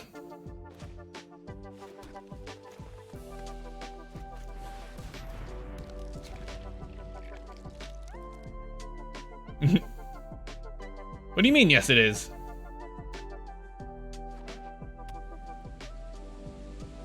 What do you mean, yes it is? Would you rather? Oh my gosh, would you rather? We're gonna keep the same number again. 21, 25. Man, our opponent is just over there foretelling away. 21, 25. Would you rather always feel rested or always feel motivated? Always feel motivated. If you always feel motivated, you don't need discipline. And discipline is hard as fuck. So I'll take always feeling motivated.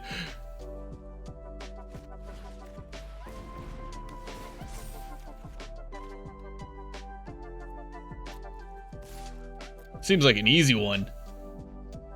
What about you guys, chat? Always motivated or always well rested? Rude. Rude. So we could put it back in our hand, but then he's like, back in our hand doesn't do anything. Let's just let it happen. Now we're gonna foretell Behold the Multiverse, so next turn we can use it. We're gonna grab a drink. Totally agree. Always motivated. Oh yeah. So motivation gets you started, but discipline is what gets things done, because motivation is like an emotion that is fleeting.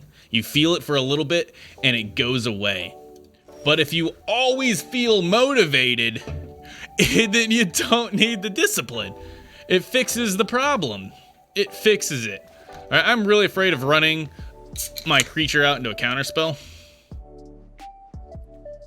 because this guy's amazing. I would rather this get countered.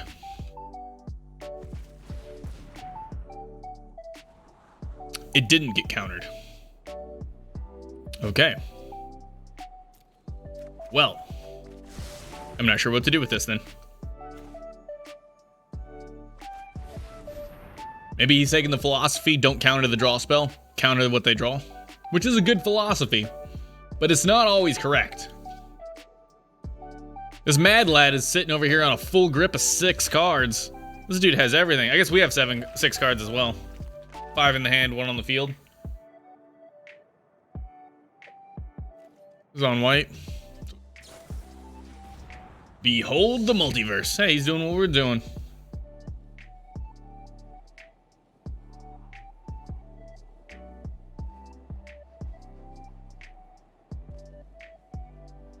What we got? What's happening? Come on, buddy. Crickets, crickets, crickets. Keen easy.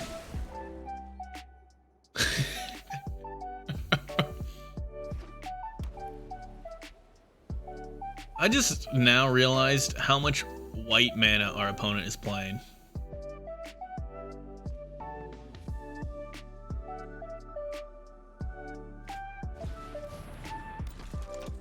Doomscar Oracle. Is he trying to play a double spell deck? Ooh, Serif's Packmate is an amazing card. I hope we didn't pass any of those. The card is so strong. He draws you a card. This gained him 2 life. Oh, baby. Oh, baby. And he tapped out right now. Oh, man. Here it is. Here it is. And we have the double white. Let's go.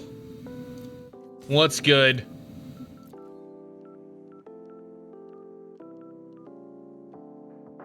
Bring it. And if he kills this, it doesn't die. Yeah, so he's not gonna mess with it. We could foretell this now, but then we couldn't cast it. I want to leave it up as the cast option. I don't know what our opponent's planning on doing here, but I would rather keep it costing 2 and be able to play it.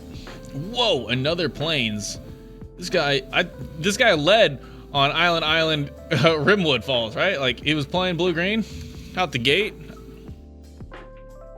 I think it was actually Island Plains, then Rimwood Falls, if I remember correctly.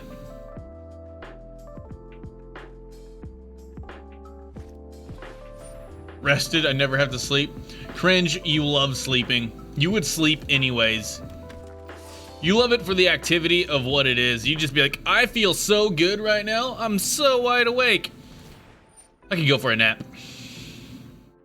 Artifact equipment. Enters the battlefield, you may pay a bunch. If you do, create a blue giant wizard creature token, then attach this amulet to it. This creature has, if it's untapped, as hexproof. Oh no.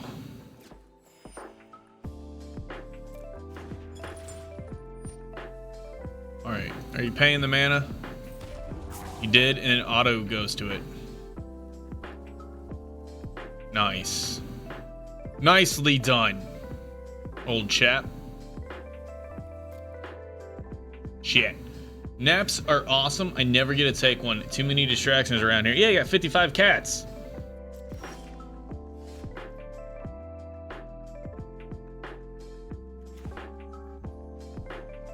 Do we have a creature in the graveyard? We do. We do. This is how we do it. Yes, yes. Take out that creature. Blow that up. Ah, yeah. Throw that. Now, that's a token. Because it's a token, we can't. When we return it to his hand, it's dead. Just a clean sweep. Take care of it all. Coming in with that 4/4 that can never die.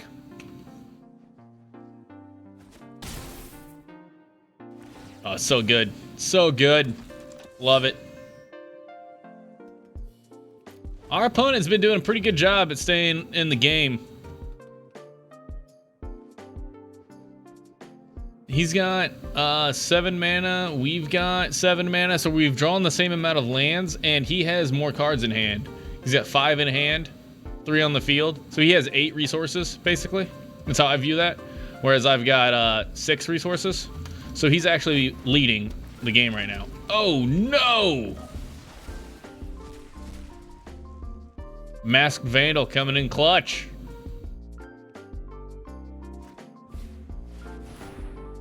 And a flyer to boot. It's been gaining a lot of life off this second spell thing. Normally the second spells start to fizzle out about this point in the game. The battlefield is a copy of a permanent you control, except it's legendary snow in addition to its other types. If it's a creature, it enters with 2. This is already legendary, right? We could... Oh, it exiled it. Oh my god. Yeah, so we could not have cloned this because it's legendary. Oh, excuse me. I'm sorry.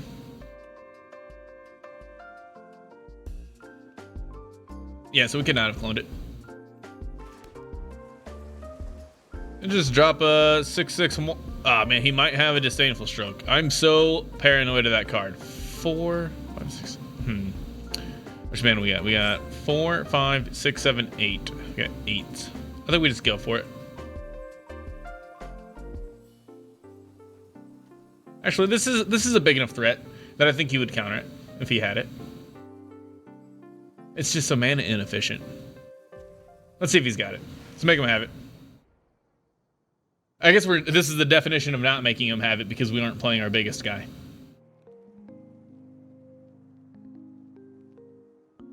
He's thinking about it, so he has some instant right now. Great, now I'm tired. Thanks a lot. You're always tired, Cringe. You're always tired. So he had something to play there. And he opted not to. I don't think that we want the kill spell, or the counter kill spell. Pretty niche. Put it on the bottom. 2/4 can't swing in on these circumstances because he's got a 3/3. They just block and nothing happens. Starting to get to that stalemate situation. Plus he's got a 1/3 here, so like the 3/3 and the 1/3 can block to kill our guy, and we don't get to kill anything that they have. Yeah, stalemate with them having a flyer is not a good deal because that's not a stalemate. That's actively in our opponent's favor. Ooh, nice. He played this on his packmate.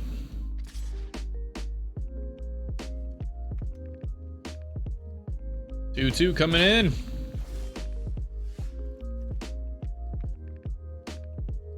So we've got a clone of our own. We can clone this Masked Vandal if he ever plays something that is terrifying. Drop this out that leaves us with 2 mana open. Seems okay. Seems okay. Go and run it. Go ahead and run it. This is definitely an awkward situation. And he's got so many cards in hand. Every time he double spells, every time he casts a card from exile, this is going to let him draw a card. Super good for him. Super good for him.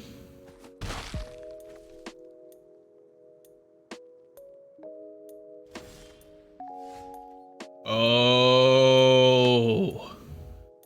Yeah. That's what we want to see. We're not going to let him know that we have it. Not until it's too late. Let's go ahead and clone up the Ravenous Lindworm. He's probably going to... If he's got the counter or kill spell, it's coming out now. Alright, he's got the counter spell. That Druma card. Oh, that is nasty. Absolutely nasty. Now the question is this thing worse? You have another one?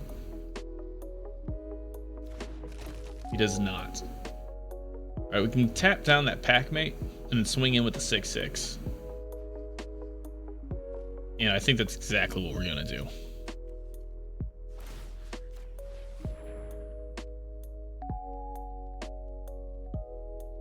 His trades, he can put like the 3/3 and the 3/2 on the 6/6 to kill it. Otherwise, he can't kill the 6/6. And if we 2 for 1, I feel relatively okay with that. Only relatively, because it's not very good. He's getting so many free draws off the Vega and so much free life off this Oracle that we are just we're in a really bad spot, entirely honest. With him bouncing that to our hand, that makes me suspect that he has a counterspell for when it comes back down. If he didn't have the counterspell for it coming back down, he would have just chump blocked. Because losing a 1/1 is nothing.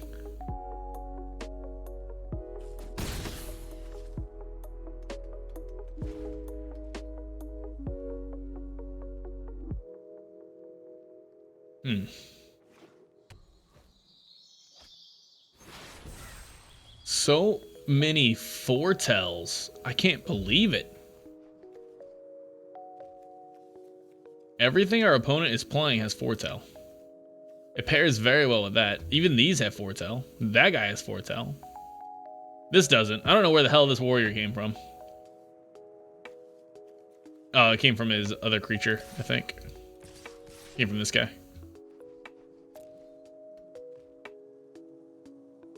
This is looking a little rough. What do we got on the bottom? Just a snakeskin? That's fine. 5/5 coming in. Maybe not. If I were him, I would swing with the 5/5. It seems like a safe thing to do. We can't kill it. We would take the damage. He just doesn't want us to crack back with it. And that kind of surprises me. We don't really have too much to offer on the crackback side of things. Again, I'm certain he has the counterspell. Like, absolutely certain of it. But I could be wrong. So let's find out.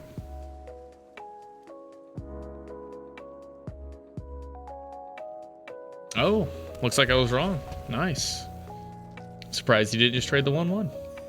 So we're not going to tap this guy down on our turn. We're going to start using this on our opponent's turn, pre-combat.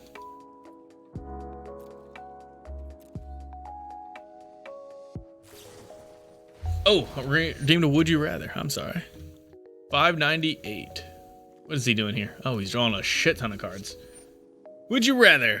598 is the new number we are on. Oh, shit. My bad. Opponent's like, it's your turn. Come on. Top and bottom. Okay. So you liked one card, didn't like the other? Would you rather contract the condition like Benjamin Button or live with leprosy? I don't know the full extent of how bad leprosy is, but I'm going to guess that I would rather contract the Benjamin Button disease. Although, oh man, both are awful. That is a rough would you rather question. Hey, Mana Brews, would you rather get leprosy or become Benjamin Button? From your current age, you just start shrinking. I guess the older you are, the better the Benjamin Button disease is. I'm pretty young. I'm only 27. Benjamin Button, maybe it like goes slower for me because I'm younger, and it'd be like super fast for anyone who's older. I don't know, but man, that's a rough one. So we're doing pretty good, Mana Brews. We're 3-1. We're in a rough spot here. I'm 32. I'll take the Benjamin Button. Name's Ben anyways. Oh, really? I didn't know that. And now I know your name is Ben. Where do you live, Ben? Give me your social Ben. No. That one sucks to choose from. Yeah, it does. That's a pretty gnarly would you rather. 'Cause I mean, so I know that leprosy makes your like living conditions awful, and like they would literally banish you to islands with it back in the old days. So it's not a joke. It must be highly contagious and just that awful. But like Benjamin Button, you just know you're going to die. Like you're just watching yourself shrink. Like that does not seem very good either. None of these seem good. I can't click this land because I have an overlay of my deck list in the fucking way. I really need to click that land. Minimize. All right, there we go. All right, we're gonna make a copy of this worm here. So we got another big boy.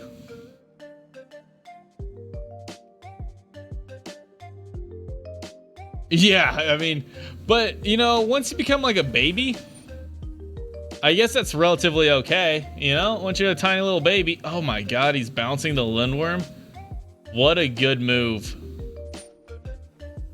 I sure wish I had that hexproof thing right now. What a pro gamer move.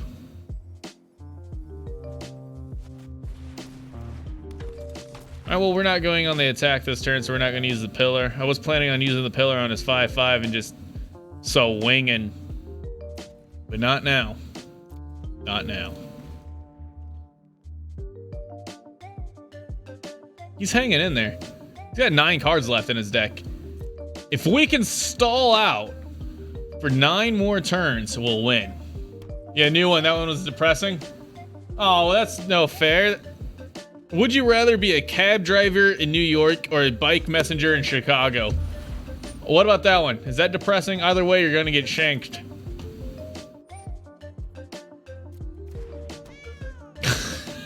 A cab driver in New York or a bike riding newspaper delivery boy. Is that what the bike riding one was?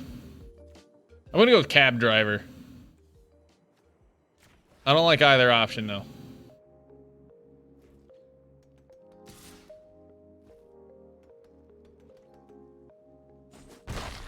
Chicago? Hell nah. That's another thing. I don't want to be in Chicago. Fuck Chicago.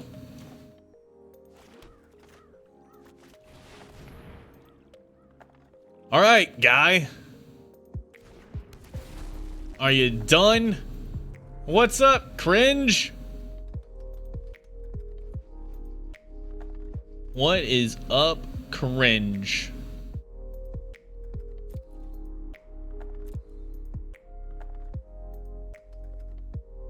We're hanging on for dear life.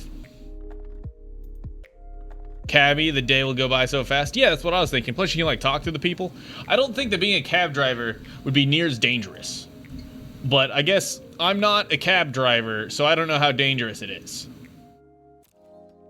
They definitely portray it as being a dangerous thing. I remember the episode of Case Closed where the cab driver was like speeding around. That was one of the clues. He was running a route to practice his escape. Wow, our opponent is just being awesome. Put on top. Blue one target opponent, top or bottom of our library. Yeah, we'll put it on top.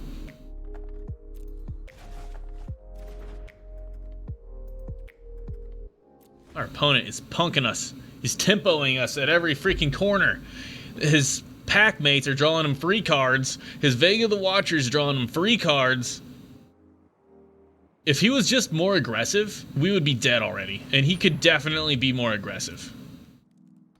I mean, shit, I think we're gonna die anyways. Oh man, our hope is that he decks himself. Our only chance at winning is that he accidentally draws too many cards. He's got 6 left. We gotta hold on for 6 more turns. I don't know that we can do it. My friend was a cab driver. He had to show his iron several times.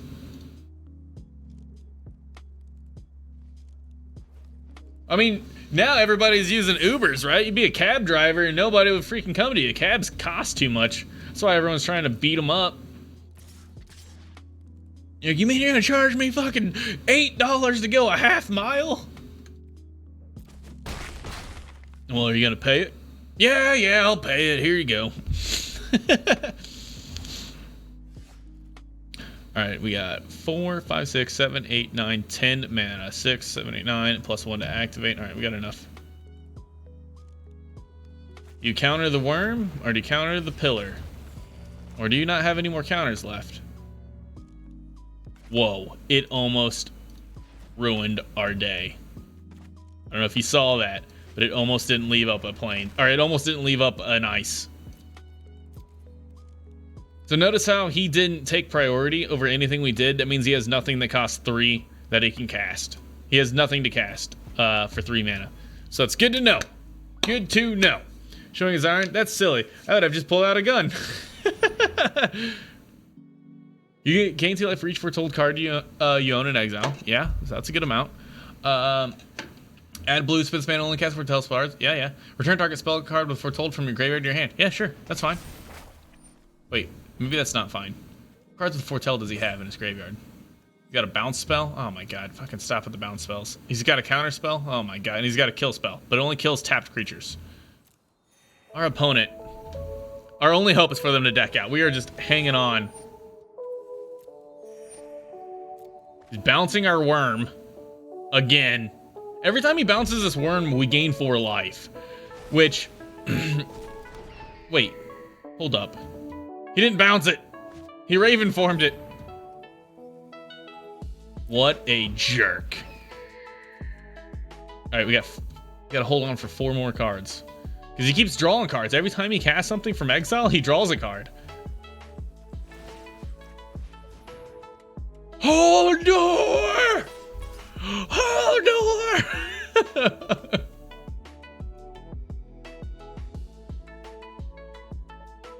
Man.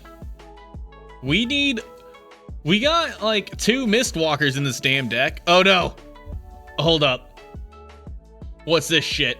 Our opponent's realizing they need to start swinging. Hold on. Hold on. Can't just suddenly decide that you want to win the game and start playing correctly. Come on, that's just bullshit. Yeah, we're taking 5 from that 5/5. But our first blocks... Oh, man. Dude, I don't know that we can.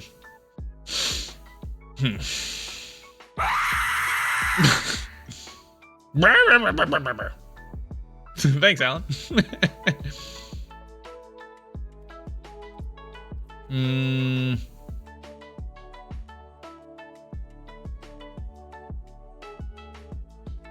Yeah, I don't think we can take that. We're gonna have to chump block with our birdie.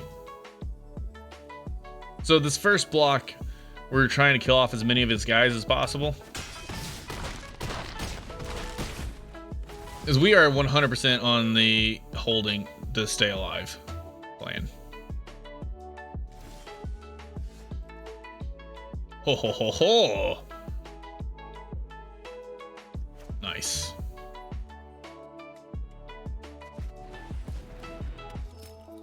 Next time around, we get to activate a bunch of lands.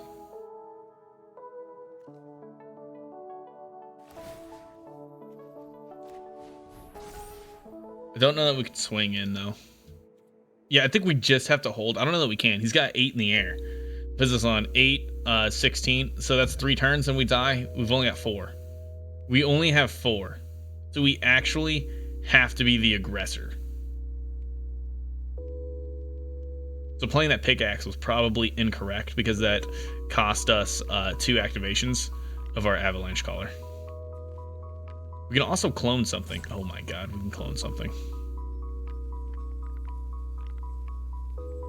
Is this clone permanents or is it creatures? Creatures, okay. Clone the Mask Vandal we had to kill this, which prevents them from returning a foretell card.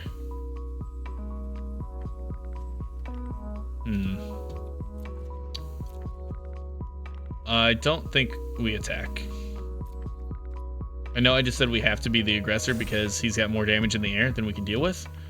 But we might be on the we absolutely have to find some way to hold a little bit longer.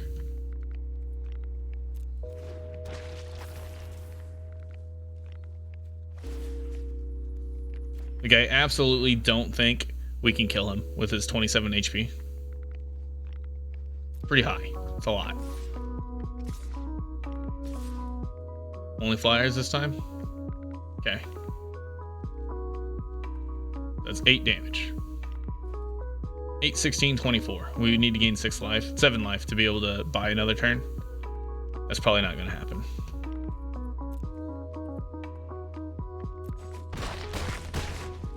What does he have over here? He's got a Raven form. He can pull a Raven form out of his graveyard, which does give us a flyer. My dad has a friend driving a cab back in the 70s, and a dude wasn't going to pay him. They both had guns pointing at the other dude. He paid. Yeah. I mean, that's how that works. Uncle B played at that time. Hey, Uncle B. Scaring the poop out of me. I know, I didn't like react too crazy. But trust me, you got me. Alright, let's crack this. We gotta kill his destiny. We have to. At least if he Raven forms us, we have a flyer. Maybe we actually hope he gets back to Raven form. I do think we are on the he has to make a mistake play. Unless we can be super aggressive. We could tap his 3/6. We could tap his 5/5. And then if we do that, we can activate we got 1, 2, 3 lands. So we can have 12 lands coming in. Or 12 damage with the lands. It's still not gonna get there. We could tap his 5/5. He'd have a bunch of blockers. If he doesn't get that, if he doesn't get the, for sure he gets a bounce spell. If he gets a bounce spell, that's probably his best bet. We are just not in a good spot. Not in a good spot at all. Yeah, we're gonna hold and pass. We're gonna hold and pass. We absolutely need him to make a mistake. Or our next turn, we have to draw the Run Ashore. Run Ashore could help us out. I think he's gonna grab a bounce spell here. Yeah, he grabbed the bounce spell. Well, that's what I thought would happen. Drunky B. Aw, oh, come on. Don't just be calling Uncle B a drunk. Gosh. Drunkle. He's not drunkle. He's Monopoly Man. B, I saw your new emotes, or your sorry, your sub badges, whatever they, your time, your beer jugs. I need to get something like that set up, man. They look nice. They look nice. They're good.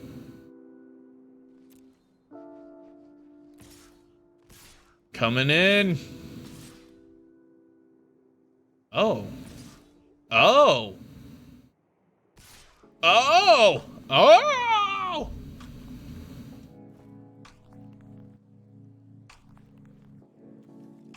Coming in hot. I'm actually gonna get some Drunkle B merch sometime.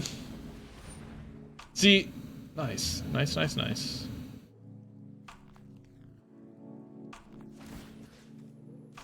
Boop. Oh no, it tapped one of our snowlands. We needed that to not happen. Please don't tap the other snowland. Please. Because that kind of might cost us. You jerk.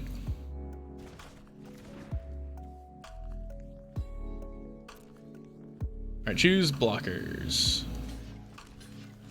Eat that. Eat that. Eat that. So the only thing that lives is his 5/5. I don't know if there's any way we could kill it though.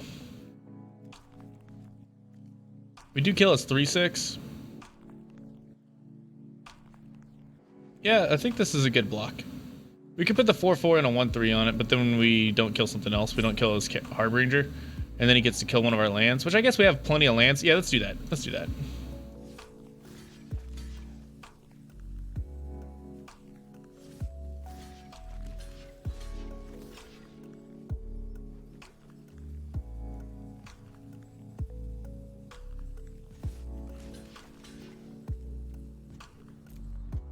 It's super hard to tell what is and isn't blocked.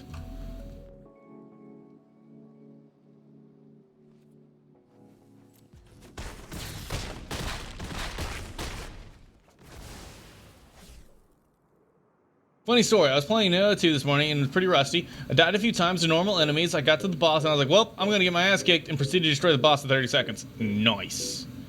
And then my staff stated I had to relieve her from shift because she had a headache. Hey, you know, that happens. I mean, migraines can be pretty severe. I don't think that there's a single draw in our deck that helps us out right here. We've gone too long. We've gone too long. Oh my god. Did our opponent just kill himself? Dude? If he has to draw the card off the glimpse, if it's not a May ability, he just killed himself. Our opponent just killed himself. Yeah! Yeah! Better lucky than good, I always say.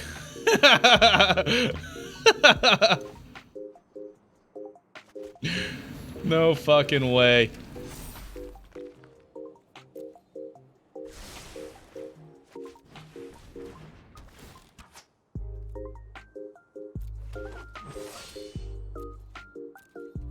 No way. Yeah! That's how you win, Alan. I know you're asking me, you're like, I need to see how you draft to win. That's it. You play to your out. Our only out was our opponent overdrawing. We could have gone aggressive, but realistically going aggressive wasn't going to win us the game. Even though we could animate so many lands, it just wasn't going to get us there. It wasn't going to get there in time. You got to play to your outs. We got super lucky. I'm just acting like a big man whenever I just got shit on. Like that whole game we were losing, but we won at the end. We took them down. You wait till they screw up. Got it. No. I mean, it's way more than that. So this is a hand you should mulligan because you have one crappy card that's playable, like one mediocre card, and then one okay card. Like the reason why this card's good is because it pairs with other creatures, but no other creatures to pair it with. This is a mulligan, but I'm going to keep it because I like this card so much.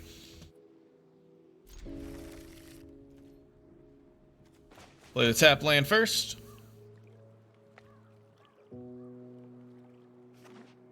Whew, that Naga had some HP. Tell. Pass it on over. We're not bouncing anything right now, so might as well just foretell it. Mistwalker. This would be a 2/3, but this is a flyer. Good draw. That was a good draw. We have two of these Mistwalkers. If we saw any of them in the other game, it would have been easy. Like, our draws were pretty rough. Our opponent had so much card advantage. Oh my god, yes. Yes.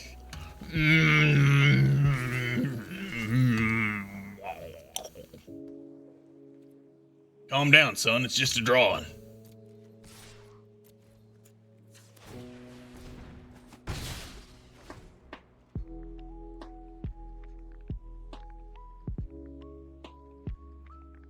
Oh, yeah. We got, how many planes we got in here? We got 2 snow-covered planes and 1 regular plane. So we got 4 land sources. That means 1 in 10.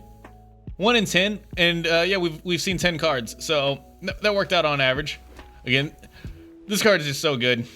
I thought it was an easy keep. Like, easy prey for it. It's just that good. Now it's got vigilance. Oh my. Oh man. I almost want to keep this up just so I can save my own card.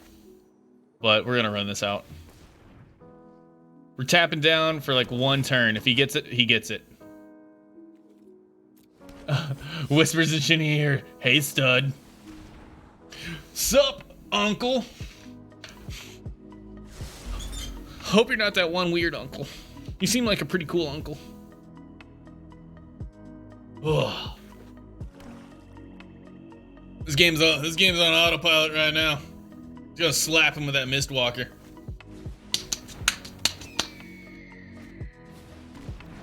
I'm the shiznits, yo. Yeah, you seem like the cool uncle.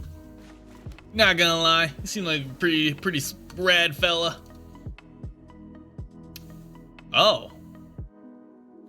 Oh, he's got a Mistwalker of his own. I think he wants to challenge me.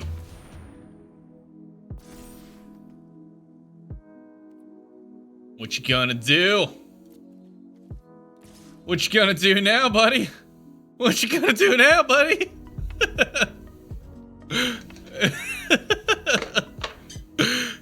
Honestly, we probably should have just swung without it. That way he would put both his guys on it. Both his guys would die. He would kill my guy, but because of the enchantment, it just goes back to my hand, and then I can just replay it.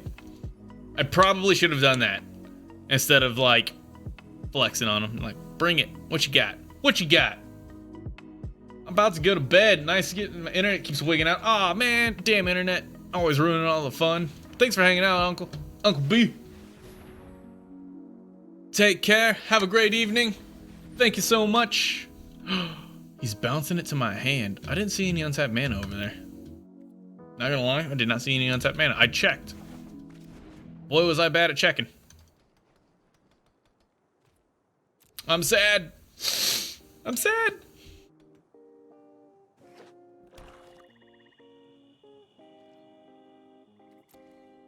All right, what do we want more? Do we want our Mistwalker or do we want the Worm? I want to challenge you. Let's duel. You're gonna pump it again? Do we take a play out of our opponent's book and just throw his Mistwalker back in his hand? I think we do. That was an emotional play, not a logical play. That was not a good play, but it's just funny. Like, you want to do this to me? I'll do this to you. We have a second to part the realms. We do have a second to part the realms. We could pull it out with this. We control a giant or a wizard. We don't control a giant or a wizard. Let's play the Worm. Put the fear of God in his eyes.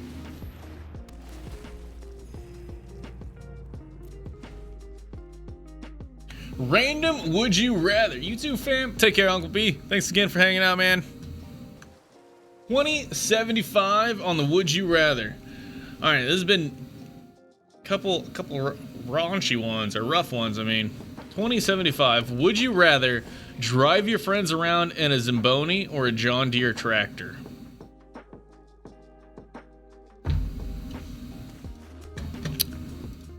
What is a Zamboni?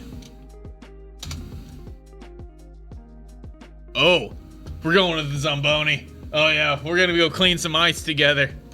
That's gonna be a hell of a good time. We'll be drifting that around. Hell yeah. Hell yeah. Who would pick the John Deere tractor? I mean, no, not gonna lie. A tractor would probably be a lot of fun to drive like the first time. But only the first time.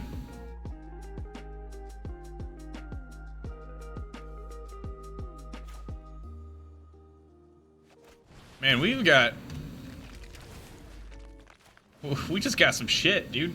What is it? Oh, okay. It is the thing they use to clean ice. Oh, like hockey rings. That's what they do to buff the floors. Oh no. Our killer dog is going berserk again. Alright. Let's run it back, boy. What you got? You gonna punk me again? You got all your lands untapped. You didn't do anything on your turn. Put them up, put them up, put them up, put them up. Oh. You're just gonna take it. Come on, killer dog. Alright, hold on now.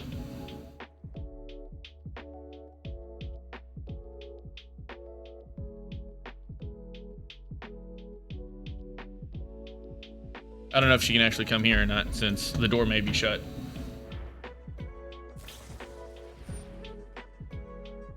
Okay. You're gonna make my thing smaller. We'll wait till you do it. Okay. Now I'm just gonna pump it. And then pump it again. So let's go ahead and resolve that. I'll pump it again. And now is our opponent gonna pump his bird up? It can't get high enough, can it? Can it become a 4/1? Yeah, it probably can. That's fine though. Because like we said, ours goes back to our hand.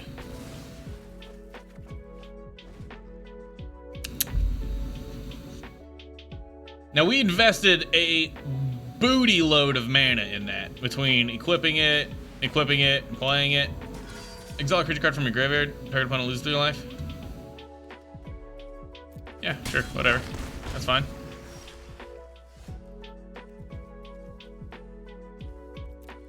Make skin oil. Pretty good. Drop this, equip it back up. We're on that long con. We'll get there eventually. We'll get there eventually. Oh, tractor would be more fun. You think a tractor would be more fun? I feel like I could last longer and get more out of it on the ice. Plus, that means you can go ice skating. He's just trying to whittle us down, I think.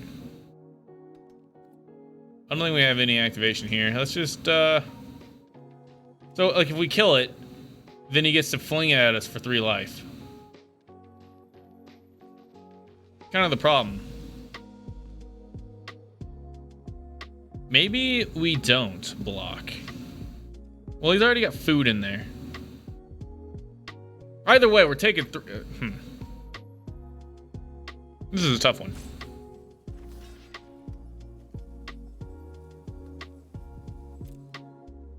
That's a hard one.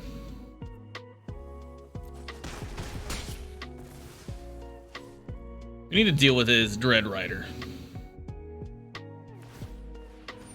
Draw a card, then discard a card. See, he's already got food for it with the Pilfering Hawk. We haven't been skating in 10 years. Yeah, I know, it'd be a lot of fun. Ice skating is awesome. But we can ride around in the bucket, make a cozy pad with the blankets and pillows, lift it has, and spend the night looking at the stars right around. Yeah, but that sounds like bugs. You haven't partied till you partied on a tractor in the summertime. Alright, I didn't know there's so many damn hillbillies over here. Oh, you crazy people. Want to do your tractor parties? You ain't seen nothing till you done partied in a tractor.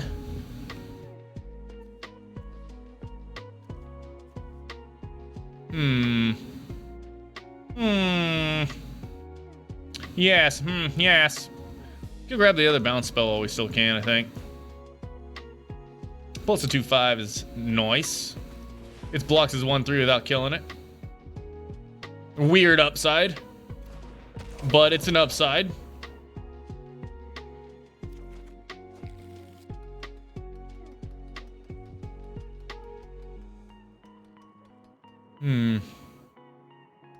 Hard. I don't think we want to do anything right now. This might be a mistake, missing out on some damage, because we might be racing. I'm a city country girl. Best of both worlds. I do like the isolation of the country, and I do like the convenience of the city, and that's why I live where I live. Everything is 10 minutes away. But yet we do have a lot of neighbors. Damn neighbors. What you want to do? Okay. What you want to do? We block here, so that's 1 death. We block here, 0 deaths. Can block on him.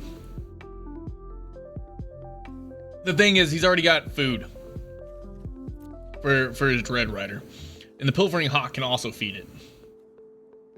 And that's gonna die and give him food. So he's already got food. So let's just, let's just kill things. And you know, maybe we do just, no, we don't risk it. So 1 death, 2 death. Red death, blue death.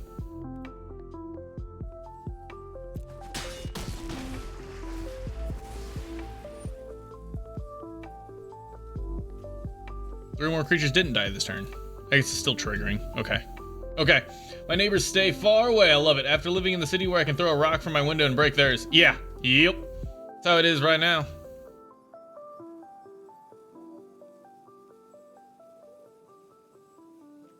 Let's go ahead and throw his Dread Rider back in his hand. He can activate it in response. That's fine. We're gonna start pressuring him now. Yeah.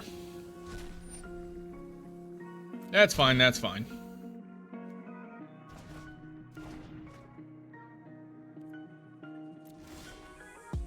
Another land, also hunky-dory. Cost 2. No, cost 3 to equip. We also got a clone over here. Cloning with Mistwalker might be okay. Elven Bow on the Mistwalker gives us more activation. We're sitting on 6 damage here. Yeah, so we're gonna throw this on the warrior, so it's something that he can't just like chump block. Or rather, he would have to chump block it. He couldn't just block it and kill it. Now he'd take some damage from it. He's gonna block there, which saves us from having to pay to activate it.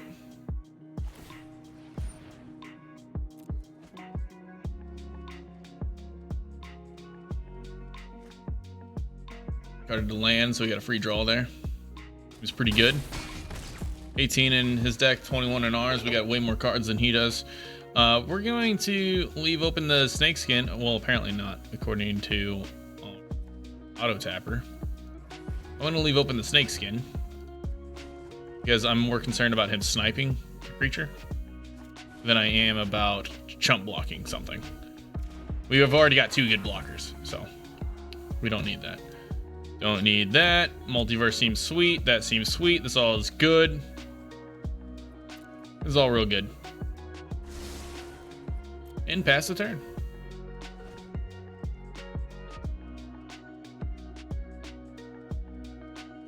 Gotta spend his whole turn to drop the Dread Rider. We're gonna spend our next turn to use a run ashore and put that bag in his hand. I think this kills him. I think this is lethal.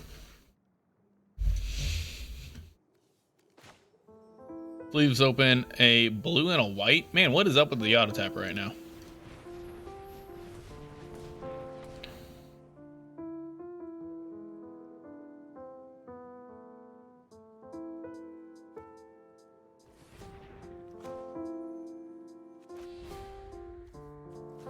All right, so put it. So that goes in his library, so he has to spend his turn to draw it because he wants to draw that. And we'll throw this back in his hand. What do you say?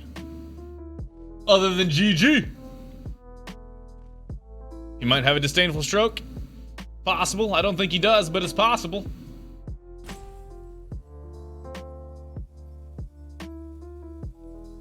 I'm waiting. Crickets, crickets, crickets. My neighbors say far away. Wait. Not that I did that once as a kid. ... Does that mean you did that once as a kid? Good game. So he went to kill our spell. He went to kill our guy. We gave our guy hexproof so that he couldn't kill it. Hexproof means your opponent can't target it. He's already targeted it, so it cancels the spell. This hand is not. Ooh. You're gonna call me crazy. We're keeping it. We got to use one of our white lands as a blue land, but this Scry 2 draw 2 I think will fix it. And we've got the Mistwalker, which is really good, and we got the Kin Seekers, which are pretty good. Oh my! Ah, no!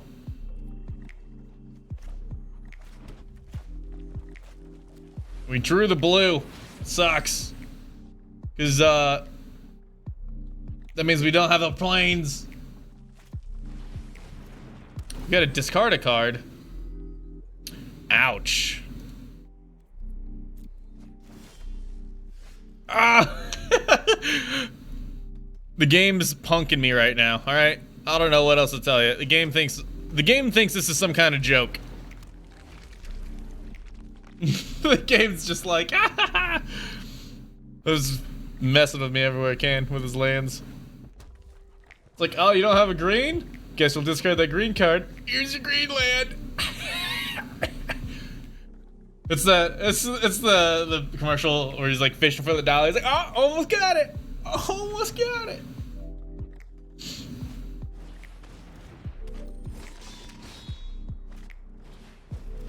Ooh. Tormenting Helm. +1/+1 when an equipped creature becomes blocked, it deals 1 damage to the defending player. Well, good one. I don't think we'll be blocking with this. I think we'll get in. I think this guy, I think the Kinskeeper is going to prevent our opponent from wanting to attack. No, it's not, because he puts it on the he puts it on the 2/2, making it a 3/3. Oh no. Oh no. What a beefy boy. Wow.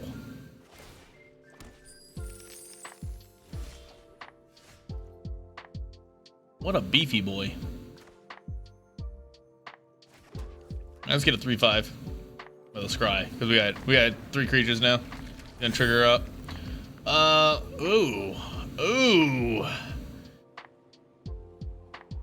We do have snow blue, and the majority of our deck is blue. But I don't know how many creatures we got left. Really take advantage of this. I guess we've got a few. I think this is worth it. This is a tough one. I think it's worth it. It works out well, yeah, because that's gonna cost 3. This will cost 2, so it's gonna play out nicely with our curve. It'll play out nicely. All right, now we get in because he's got a 4/4 and we can double block it. Let's see if the logic holds true this time. Last time it didn't hold true. And this guy is nuts with equipment because when he dies, he creates a he comes back. He gets another one. Ouch. That Wither Crown. Ouch. So once again, because we attacked, it didn't work out very well. Well, he double Wither Crown. I'm surprised he played the second one. How did he pay for it? What am I? Oh, he's cracked it. He cracked a token. I can still block. I'm a little confused. Let's do the Kinseeker first. Kinseeker, we will decline. We will keep our guy because he's holding off a 4/4 monster over there. And then on this thing,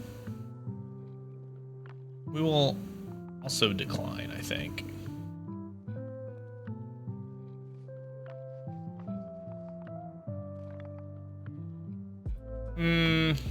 Now we'll take the action. I think we'll take the action. That's a tough one. That was hard to decide.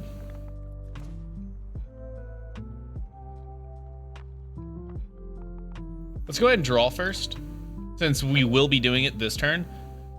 And the reason we're doing it this turn is we don't have our land yet. I like both of these. We will take both of these. Now we're gonna go ahead and play this guy first because he's gonna make our other guy stronger when we play him. Now we won't be double blocking, so we might as well attack. We'll only be blocking with the 1/5.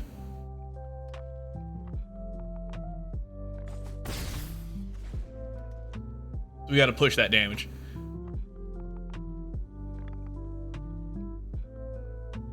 He might think we'll double block. We won't, but maybe he'll think we will. Digging. He's getting to draw some more cards. What do you discard? Smashing Success. Destroy target artifact or land. Interesting. We'll take our damage. Now we can play this as a 4/4. Fucking shit. Hey, Alan. We're not playing Tarkov right now, so that won't scare me.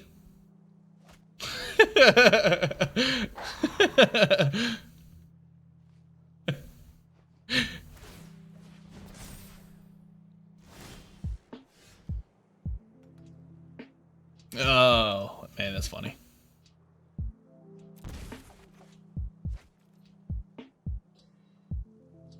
Ooh, baby. I like. Hey, with snow. You know it. Make that a 4/4. Ooh. He gives us the planes for our guy. Avalanche Caller is awesome. Elven Bow is actually pretty good. I think I like all of this. Do I like it in this order is the question. I think so. I think so. I think I like it in this order. This costs 3 total? Yeah, so it'll be... Yep, this is good. This is good.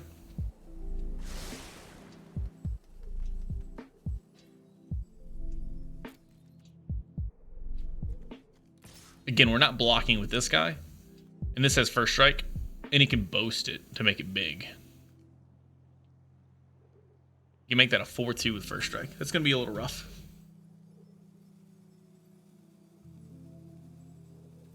But this is our attack. We just got to keep getting in that chip damage so we don't get ran over.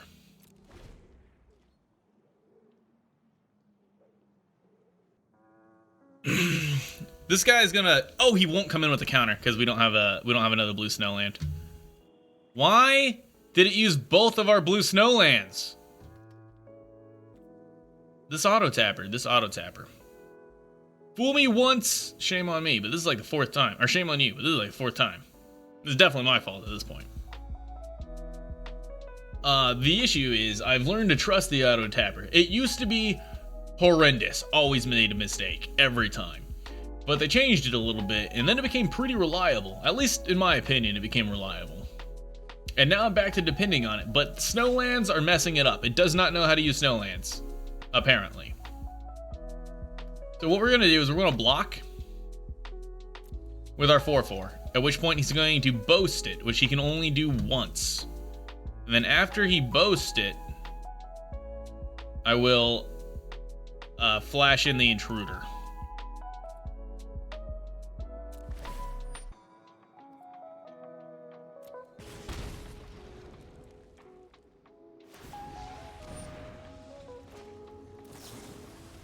This way he pays his mana.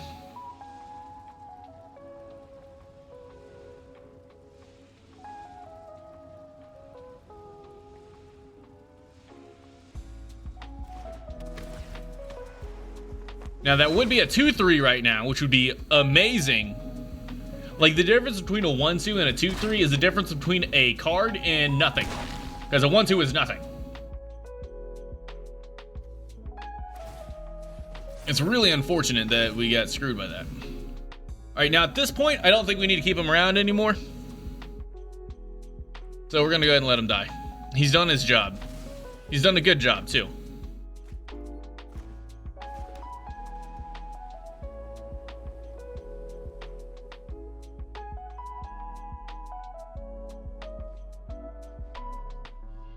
And we're gonna try to just get some damage in. So this is a greedy play because he might play something that really makes us wish we had the run ashore. We're gonna put this on his library, which I believe he will choose to put it on bottom because it's kind of a worthless card. And then we're gonna throw this in his hand, which just makes it die. We don't want to put the Disciple in his hand because then he makes us discard something, and that is no fun. So if he wants to keep the Death Kneel Berserker, he has to miss out on a draw, which we're okay with. So he's going. I don't think he's going to keep it. And then he's left with a 1/1, and we get to go in with the elbow drop. So we're just coming in off the top rope. Hey, Shinny, big fan. What's the grossest thing your dog has ever done? Well, I don't know that you want me to answer this, honestly, but we will. We will. Savvy, when we first got her, she hasn't done it lately, but when we first got her and it snowed, she would go out in the yard, find frozen turds, and pick them up and run around with them in her mouth. That was the grossest thing our dog's ever done. She was a turd mongrel. Yeah, so he put it on the bottom. Which means us paying that 6 mana was a tempo play. We are betting we can race him down. Which I think is a good bet, but it is a bet. If he drew something super powerful, then we will regret using our spell on that. It doesn't look like he drew something super powerful. So this is good. This is good. Hi, Shinny, big fan. What's the grossest thing Cringe has ever done? I don't know that Cringe will let me answer that. I'm gonna plead the fifth on this. All right. Can we race the pup? He gets to eat the 3/2 for free and then take 7. Oh, he's dead here. Is he dead here? Hold up. If we swing right now, he blocks the 3/2, takes 7. If we put the Elven Bow on something, I was planning on playing the Mistwalker and then putting the Elven Bow down. But if we put the Elven Bow on, say, the 1/2 that he's not going to block, then he has to block the 4/4 or die, because it gets +1. It would be 3, 4, 5, 6, 7. No, he doesn't. Yeah, it would be 7. So he has to block it. Yeah, so we're gonna force his hand. We're gonna decline because we don't have the mana. Oh no, we do. So we're gonna auto pay for this, and then we're going to move it over to here. So we just sped up the clock. He has to block the 4/4 now.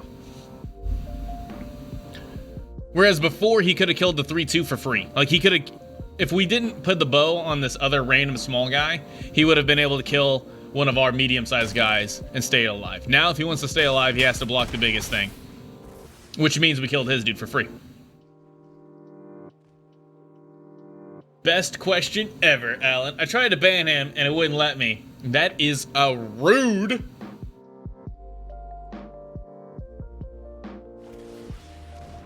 Yeah, you get in there, meat.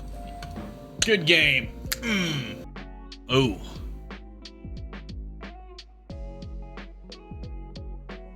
Oh. Oh. Just ranged units can take the chest out without having to worry about it. And I feel like it needs the whole group. Like, the whole group being together helps out a lot when it comes to fighting the boss. But I'm not playing my archer. Like, the archer, I could probably just take that boss out by myself. Frost Augur. Interesting. How heavy do you have to be in snow to make the Frost Augur playable? That's the question. I'm guessing pretty damn heavy.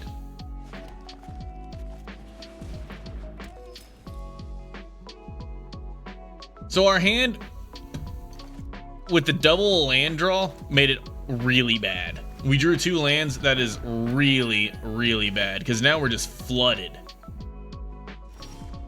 What the fuck? It says it only costs snow. This does produce snow. Okay, I said it did when we were drafting, and then I took it back because I read it and it said add 1 mana of any color. I didn't realize it produced snow mana. Okay, cool. And a 3rd land? Yeah, we're flooded. This is real bad. So I kind of wanted to play the bow. That was my initial plan, but let's get the Mistwalker down because we are super flooded and we can start getting some pick value. Start picking them off. Ooh, good card. That is a good card. Everything he plays, because he's got the replicating ring that produces any color, everything he plays is coming down with a counter.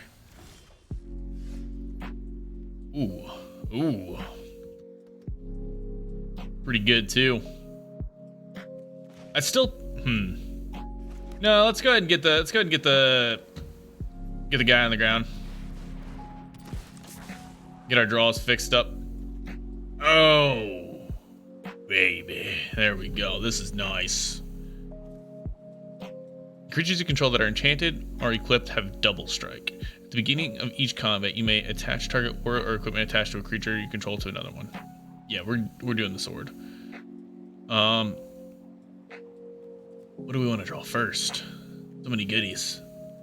We don't have double lands down, but we do have double planes. So if we draw this first, we can clone something.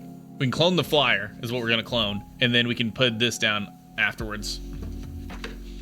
Yeah. This is it. We can put it down and equip it.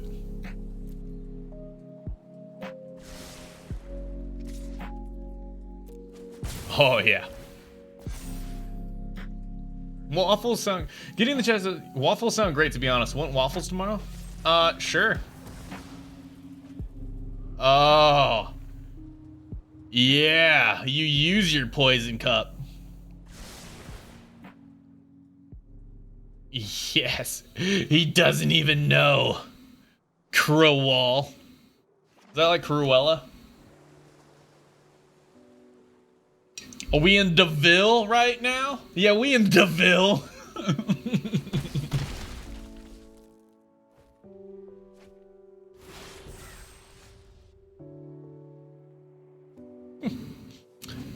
I didn't even double check that we had the mana down to play the Moria Out of the Frost. Luckily we do. Luckily we do.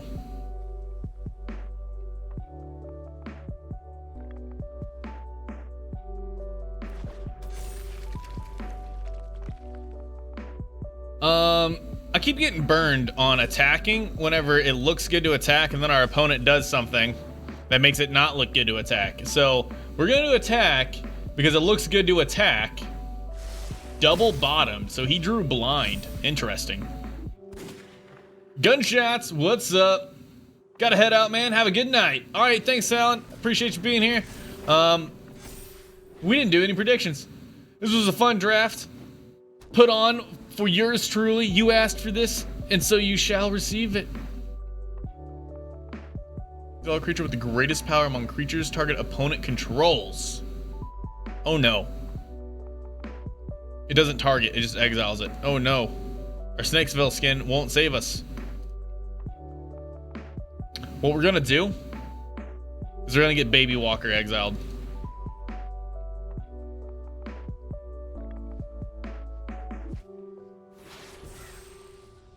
It's gonna be the trick. We're gonna get the Baby Walker exiled.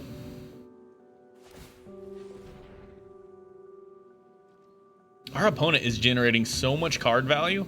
Like we've been beating him every time he plays something. We've done good with it, but he just keeps gaining more and more value.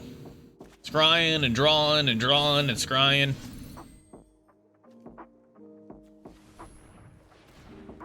It'd be swell if he didn't do that.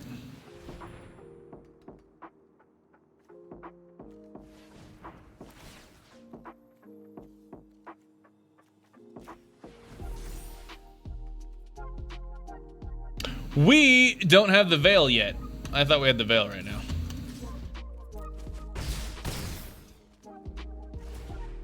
We get the veil next turn.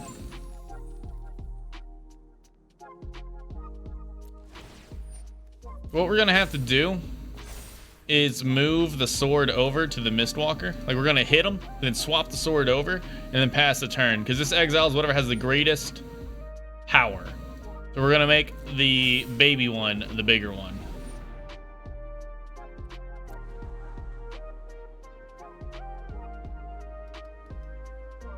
Oh, he kept something on top. Must be good, must be good. I wasn't paying attention to see if he played a land yet.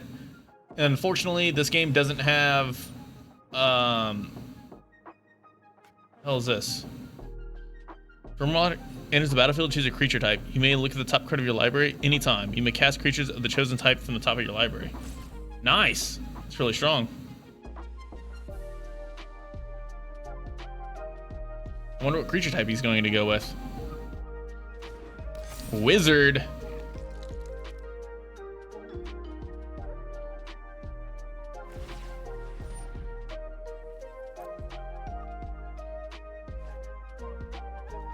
Oh my god. It's a good card. And there's his land. Wait, what? Oh, he's casting another one. Okay, I thought he was activating the one he already had, and I was like, that's not how that works. Can we just kill him right here? Is he dead? That would be great if he was just dead. Whoa, hold up. We got 7, 8, 9, 10. Wait, hold on. We got 2, 2, 4, 6, 7, 8 mana. We're sitting on 7 damage right here. 8, 9, 10, 11. So do we have 3 activations? We do. Okay, he's dead. Cool. He's dead. He's dead, everybody. We did the math. This is an instant, right? Okay, thank God.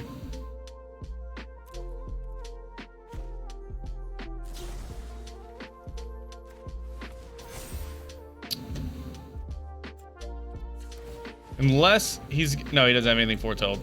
Alright, good. We did it! What a boss fight that was.